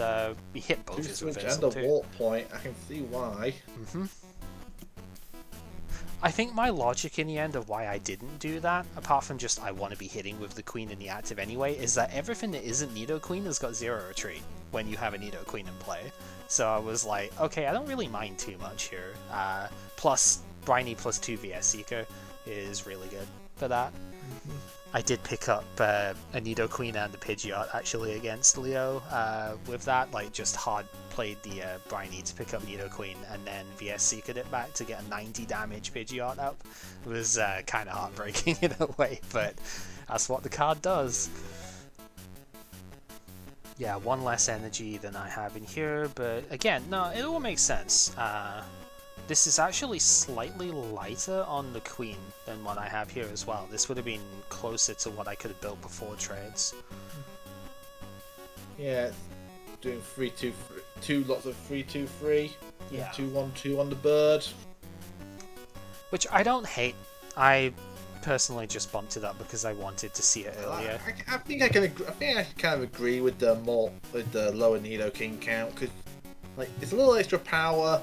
And it's a second attacker.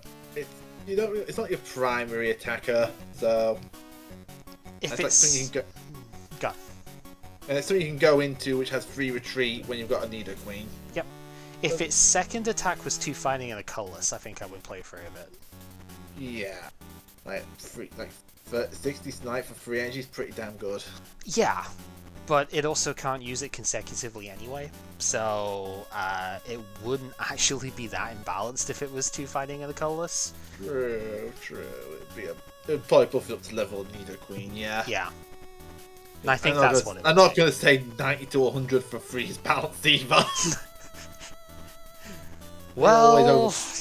They always overjuice these 10 for each on bench effects, don't they? Yeah... I mean, this is the thing. This is actually probably my favorite sort of attack in the end, is the ones which are like, they do more if you are playing well / like in a good position with it, right? A lot of the stuff like, I mean, I guess Psystorm is a pretty good example as well, right? Although that hits with the opponent stuff as well. Maybe just a Magneton, right? Like 10 before all the energy you have in play. I like that kind of attack because it's like you've got a really big potential on that attack, but to reach that potential you need to actually put a lot of work in. And I like that sort of thing where it's just like you've got to actually do the work to make it happen, but when you do, the payout is immense. It's not even like combo deck at that point either, because I mean technically every Pokemon deck is a combo deck, but you know. Haymaker! Yes, Haymaker is a combo deck because you need a basic Pokemon and a basic energy. It's you can't attack if you don't have energy, therefore combo. Unless you are Hisuian Electrode, at which point you need the stage 1. So... The combo with the Electrode then. You need a Pop-Torp in play first. No, it's just Hisuian Electrode's a funny one if you've not seen. Both of its attacks don't cost energy, but they're both kind of underwhelming for nowadays, but it is still fun. 50 for 0. Imagine that right now. And draw 3 for 0. But it's on a stage 1 that's got 90 HP, so...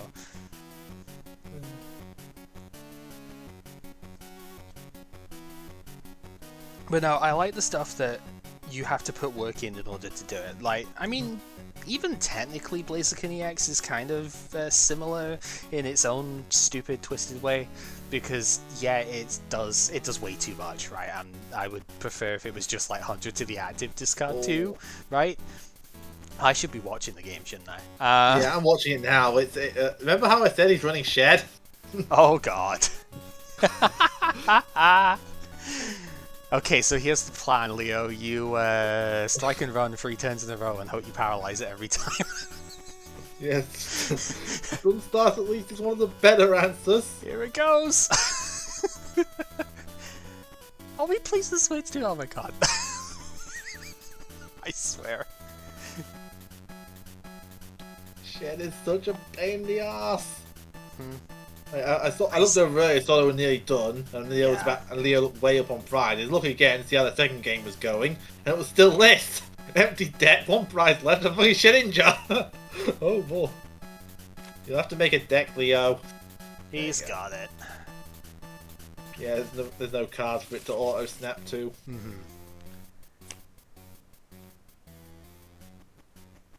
So this coin toss changes a lot.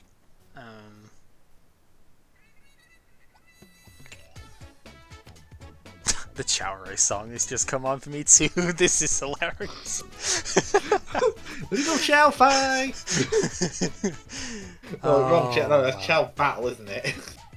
Yeah, that's Karate is the other one, but yeah. Karate, that'll do. It's been ages. No. Overall, though, definitely an interesting week for sure. There's a lot that I'm looking forward to next set. I mean, obviously I have Electrode, so I have a lot to consider when it comes to that, but yeah, there's a lot of fun stuff I want to look at next set. It's a big set for sure. Thankfully, one of the things I want to look at, there's 2 of in one of the decks. That is the Marowak.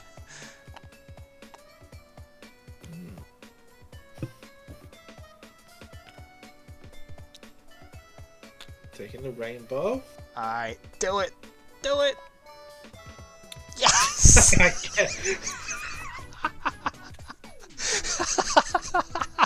Oh just no! flip heads!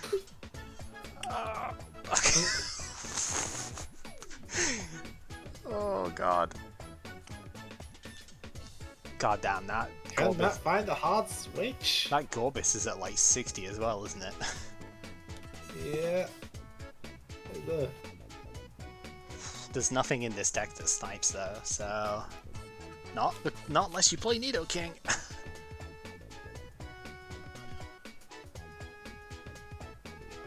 At this point, though, it's at the point though where. No, it is that. Wow. Dang.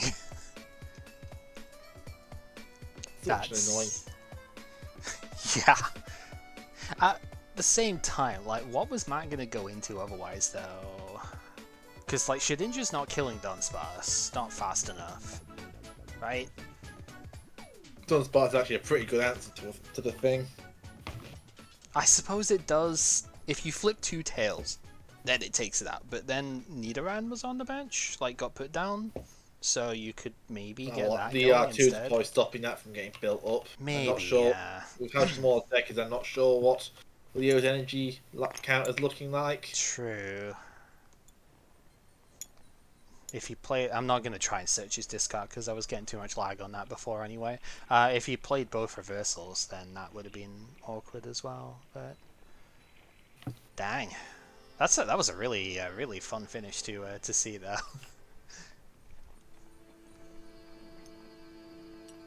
I like the idea of this deck. Lantern was another thing that I was considering as a pick this week, but ended up just not really finding a thing to do with it. Like, maybe Parasect could have been fun just to get a bunch of energy and play first and ending it.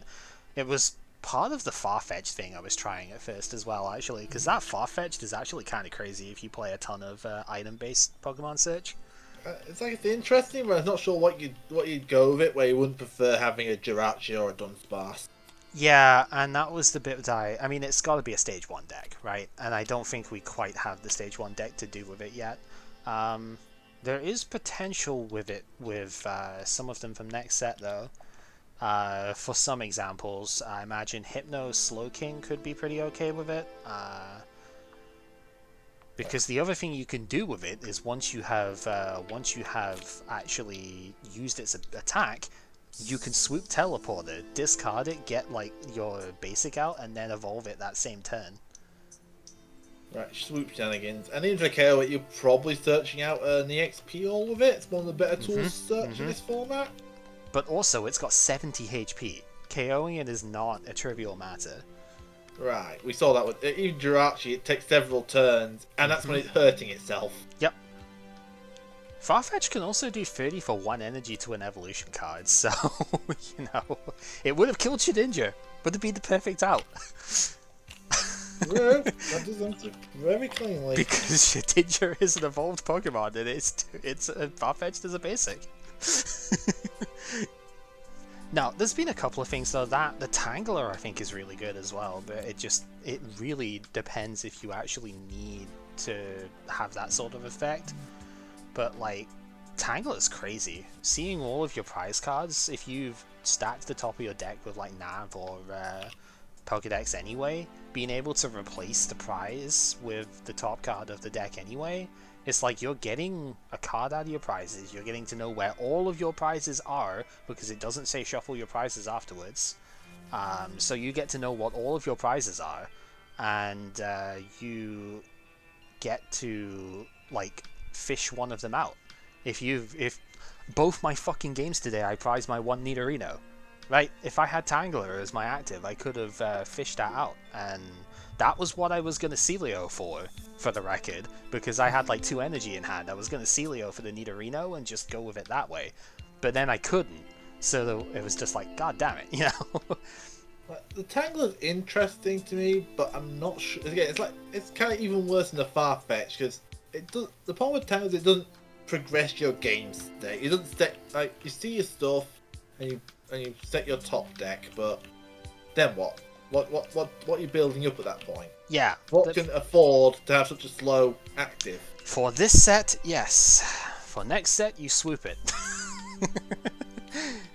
I am not kidding you. Swoop is the answer to just about all of the problems that you have been asking here. And I don't believe it. It's, yeah, like so many of the deck lists I was seeing on Archive were playing 4 of the card. It's just like, yeah, I can kind of see why. It lets you turn a Dunsparce into a Pokemon you actually want and evolve at that time as well, even if you just use it for that. It lets you use up a Jirachi to put something that you would want to evolve. The Jirachi I'm talking about is the next one. Yeah, I was going to say the current one just damages itself. That's awkward. Yeah, the next one puts itself to sleep, but the ability is so unbelievably broken that you play as many copies as you have of it in just about every deck. And you can evolve out to sleep. Yes, so that's kind of the whole point. I can't believe they actually made that card weaker in Gen 7, and it was still like the best Pokemon in the entire game. as far as early game stuff went, it was shocking, to be honest, to read that this one is like, yeah, no, just take any one of the cards. Doesn't matter if it's a trainer or not, just take any of the cards. I'm like, what? You know? There's also Resist Grass, which probably has in a few matchups. Yeah, it could do. I know what matchup it matters in. Muck. Metallic Blow. True. With 20 plus 30 to any poker bodies. That's fair. Rip Muck. Yeah. Rip 2-hit KOs it. Yeah.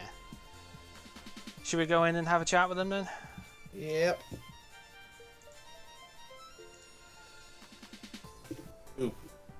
For 20. Or does it put 1 damage or 2 damage when you attach to him? For Rain Dance. Rain Dance is 1 damage counter. Yeah. Okay. Yeah, that's pretty solid. Last Boys is a good card. Mm-hmm. You also have the Island Cave Stadium. Can heal special conditions when you touch. Well, I think I already have 1 copy of that. I'm sure there's a few floating around. It's not in demand stadium, I don't think. Like, I use it in a couple of decks, but it's not important. High pressure system. Yeah, high pressure is good for that deck. Yeah. Scott. Scott's Scott is like a couple of steps away. Yeah, like 3 drafts away. He's good for stadium searches. Yeah, Scott's a very interesting opening card. So, go on. It's better Relic Hunter, basically. Still has the same problem, being a bit slow, but you get a lot more. You get an extra card out of it, and that's a pretty big buff. Yeah. Oh crap! It's 4 o'clock. I gotta go. Dang. All right. So I only got to see the end of this game. It looks like it was a pretty interesting one, though. Yeah, basically, I got a huge lead, like 5-1 lead, and then I made 2 big mistakes that kind of made me play on a turn-by-turn basis until I got the right card. I didn't even realize that the TM Rock can affect his bench Pokemon, or else I would have ended it a couple turns before it ended. Ooh, yeah, that would do it. Yeah, when I had the Pidgeot out, I should have searched for it immediately. I forgot to do that. And yeah, I had to wait until I draw it manually. That's rough. Yeah, that was another card I ended up cutting in favor of consistency on my own list, but it's very, very good. And so, running 1 is perfectly reasonable as a Pidgeot target. Well, that's general good card. Yeah. Well, that's good because I only have 1, because I traded 1 to Sai. Dedicated spread decks would want more, but in most builds, it's just a good solid 1-off. Right, and which deck did I trade all 4 copies of him to?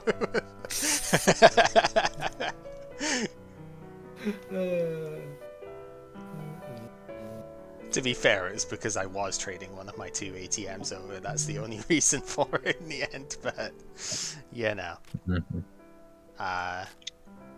I'd had my quote-unquote fun with X-Wild last week. It was good, and it's still good now, but I figured I wanted to do something new this round, so that's why I tried one of the new archetypes.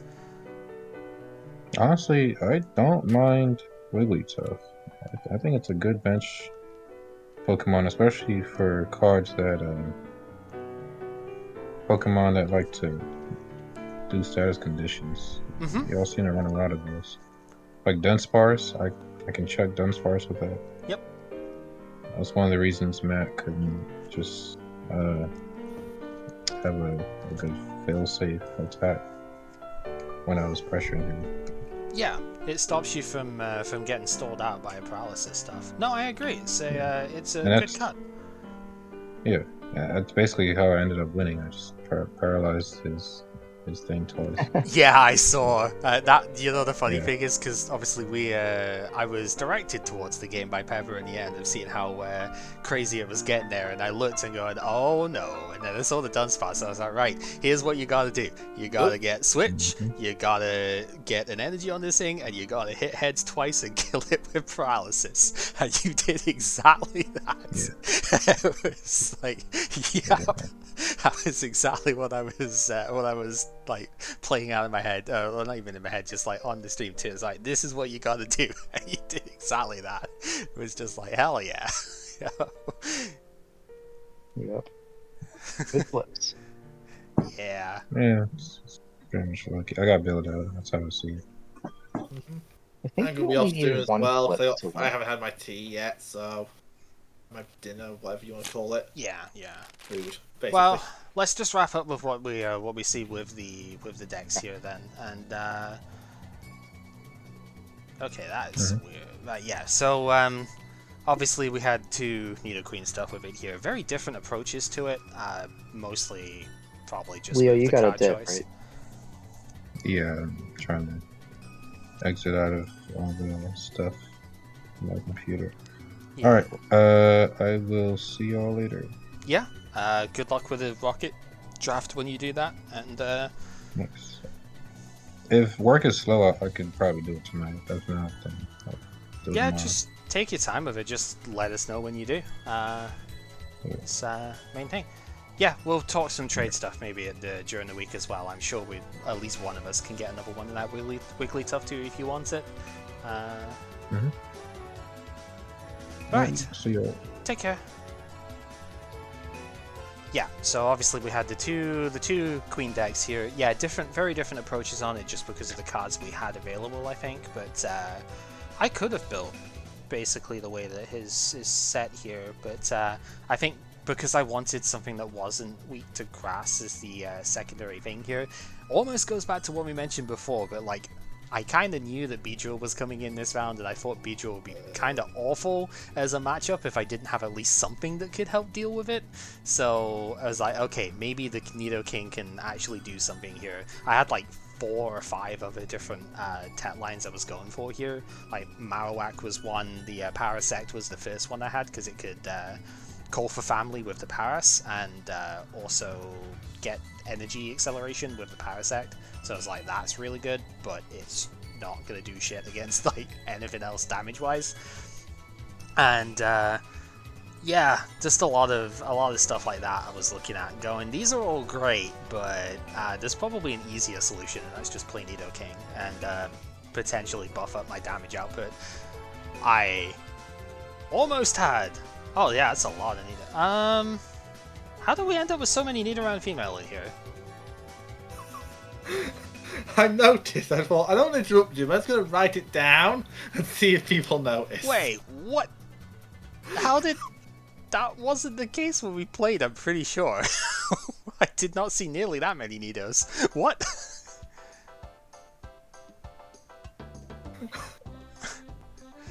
That classic 6-2-3 line I see. Yes.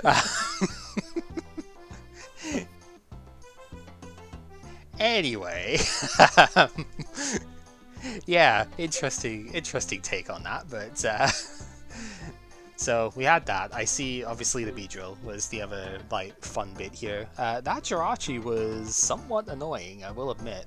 Just being able to get the evolutions out faster. It's like, oh, I just happen to have Pidgeot on hand already, so I guess I'll, you know, bench a Pidgey, evolve with the Jirachi, and then next turn I've got Pidgeot, like 2 turns earlier than you did. You know?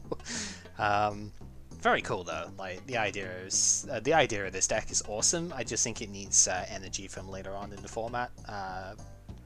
Scramble energy, I think, especially could be very strong here. So, and of course, if we had more double rainbows, that would be the obvious bit because 2 energy to attack with like, you know, 110, 140 base damage is pretty good. But you know, that is the nature of draft, unfortunately, and trades that have been done. But yeah, no, really cool idea with this. And then there's Shedinja. You wanted to play this a lot, I know you did, so glad you managed to get to. What did you think in the end? It's hard, because unfortunately... you've gone really, really quiet again here. Yes, I removed good. I think you have to plug the Bluetooth back in the other way twice. See what I can do.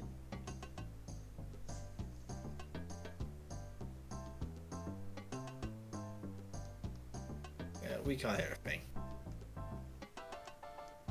We'll get there. On push to talk? Can you hear me? We cannot hear you, no. Not much, but I can just pump up. We're basically done anyway. I can just pump up the volume for a bit, and we can go from there.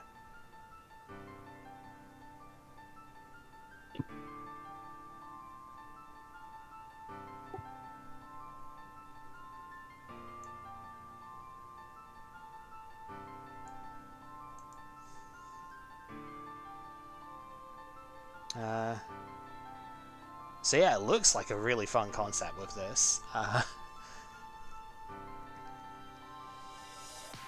Is this any better? Yeah, we can about hear you now. Yeah, I've upped your volume on my side on Discord, so we're fine with that. Go for it. So I was gonna say, unfortunately, there's a lot of good basics. That events first. I think there's only one flip to roll. So really, what you're looking to do is play a late game, make people off. So do that, like play the game, making the idea of Snubble, like put energy on Snubble. It seems terrible. I like Ninjas because I expected to see Nidoqueen. It was funny because it never hit the field in any of my games because it's a little addictive. So clearly. Yep, in terms of new energy drama is cool. So I expected to see Lightning Leafs named Pidgeot and Kingler. And maybe Blastoise. It's reasonably happy with Yeah, Blastoise Medicham was the other deck I was considering this week. I just don't like not being able to search the EXs very well. You have to basically Pidgeot or hard draw it, and that's not a great place to be at the moment, so... Yep. Removal is new as well. I don't even remember what I cut to fit this in. These are just smaller Pokemon lines, like they went down in yeah, the relatively low HP of everything can be awkward, but if you're not at stage 2, you are generally sitting at 70 or 80 HP, right? So it's yeah, it's hard to really go above that. Yeah.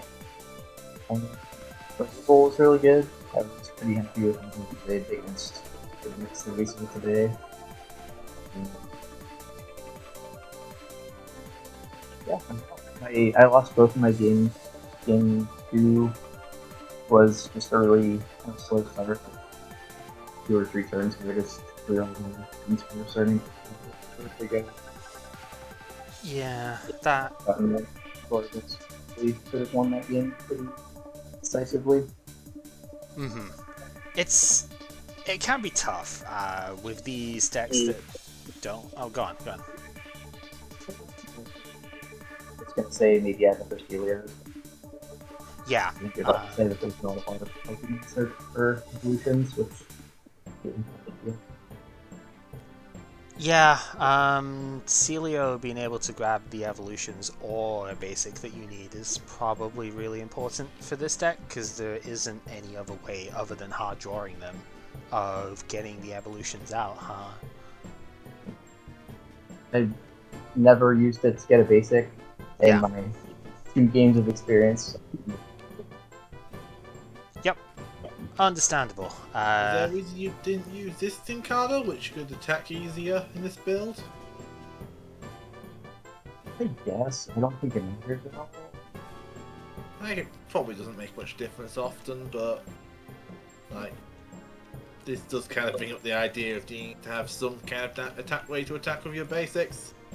I actually think it should probably run 2 Shed if you're going to run Shed to try and pressure that potential weak point, but because I was really scared of second Shed at one point. For sure. Well, this is where I would put my second Shedinja. If I had one. Oh dear. I thought you were after though. So, if you didn't mention it, I would have traded you mine. It's a great post, I think. It's very... Yeah, both these games, a potion would have been awesome, so I played potion. Yeah, I could easily see that. If there's a Monster potion, it's Shed. I just wonder if, like, Quad Shedinja with Wigglytuff and potions is it? Or something that heals better, like Zatsu, maybe? Or is that gone now? No, Zatu's in format. Oh! No, Zatu and Blossom for healing options. Blossom is going to be cool. Yeah, not the Mantine from the next set, because that does actually have to be active. Even though, again, its text was mistranslated. I made sure to look. I saw it on the compendium, actually, when I was looking up something else. Don't get fooled by it. The other potential part would be a Dodrio to say quickly switch Nat and something which can quickly punch through the basics that are coming up. Like if you have partners with something which can easily kill a 50 HP basic. Like a War Turtle with a Strength Charm, I guess, is an option, but like, especially if you can hit and run to it. So I think if you're gonna try to do that, you just do that. yeah. That's kind of what this deck is, right? Is it has Ninja and then basics with order. Yeah. Maybe if you go into the game thinking you're gonna play it like that, you more than use the Ninja. Yeah, possibly. It was funny because we were talking briefly about, okay, how would you out this in your own deck with the stuff here? And I was looking at it going, I get a Nidoking down and I bite it for 2 energy on the Nidoran female. Which gets past your potion tech, actually, because I would do 30 in one hit then.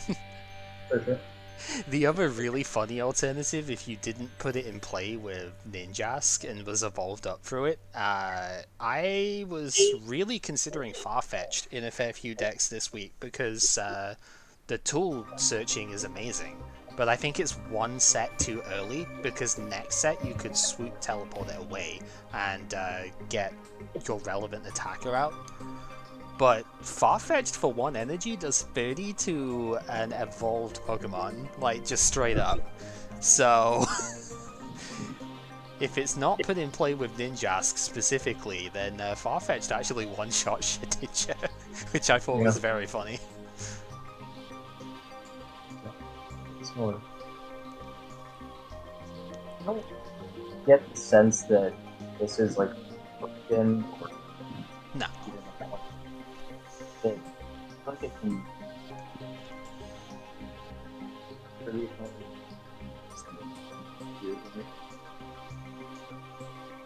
I get the feeling it is very matchup specific, and most decks are going to have at least some way of being able to out this thing, even if it is just a case of Pidgey plus Strength Charm, right? It is very annoying, and it can... Oh. Trying to hit you, buddy. I'm not even talking, I have like sensitivity maxed out. So oh, right, so I'm probably hearing myself. Right, okay. Yeah, no, like, it's one of those, it's definitely annoying and definitely gums up a lot of plans, but as you say, I don't think it's broken per se. Like, this effect has always been kind of weird, right? And there are things that get through this as well. I think Brick Smash from, it would be Machamp, but also Dark Marowak next set would be able to punch through that as well, because it just ignores everything, right? A Swift based attack would do it. So it's definitely not like unbeatable, but oh my god, can it cause some problems in the right situation. Tricky Gym is one that I have to watch out for, because that gives everything away past it, though it is only for 20. Feint attack, right, yeah. Yep.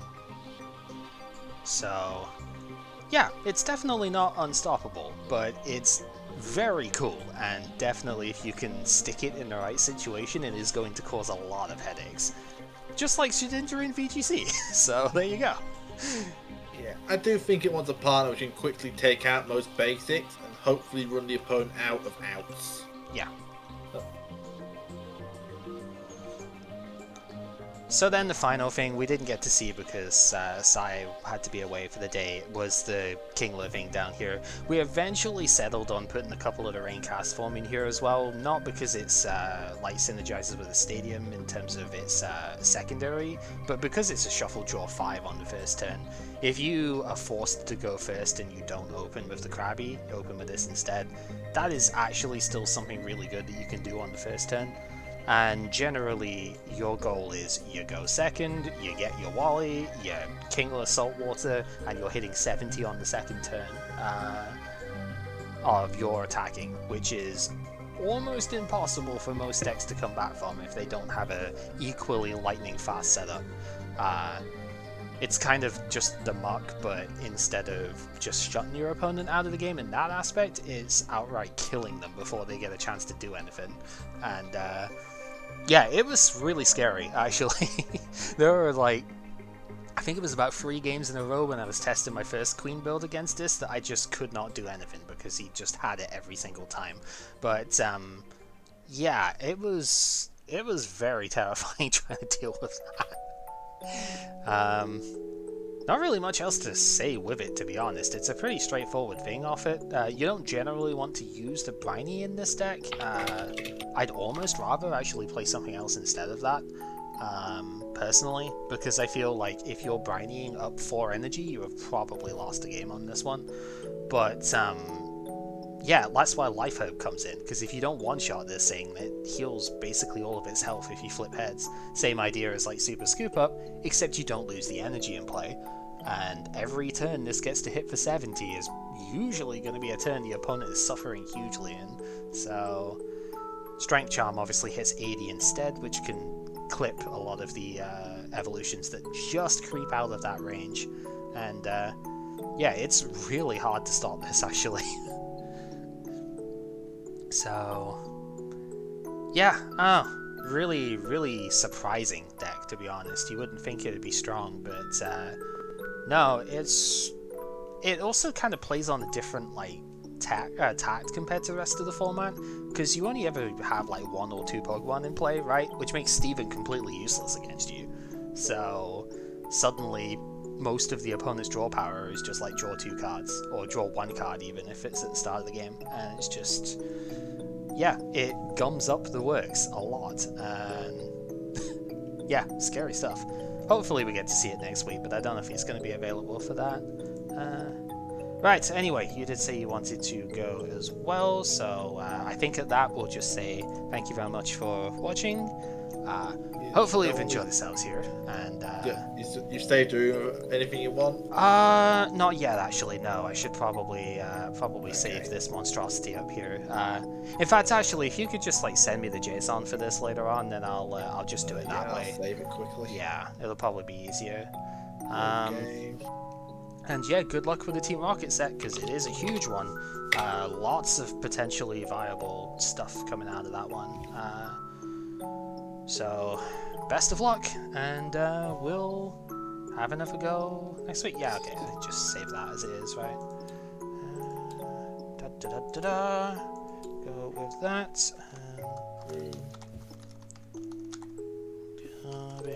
That'll do. And yeah, I don't think I'm going to save this 6 Nido monstrosity down here at the moment. Right, anyway, thank you for playing, and till next time. GG.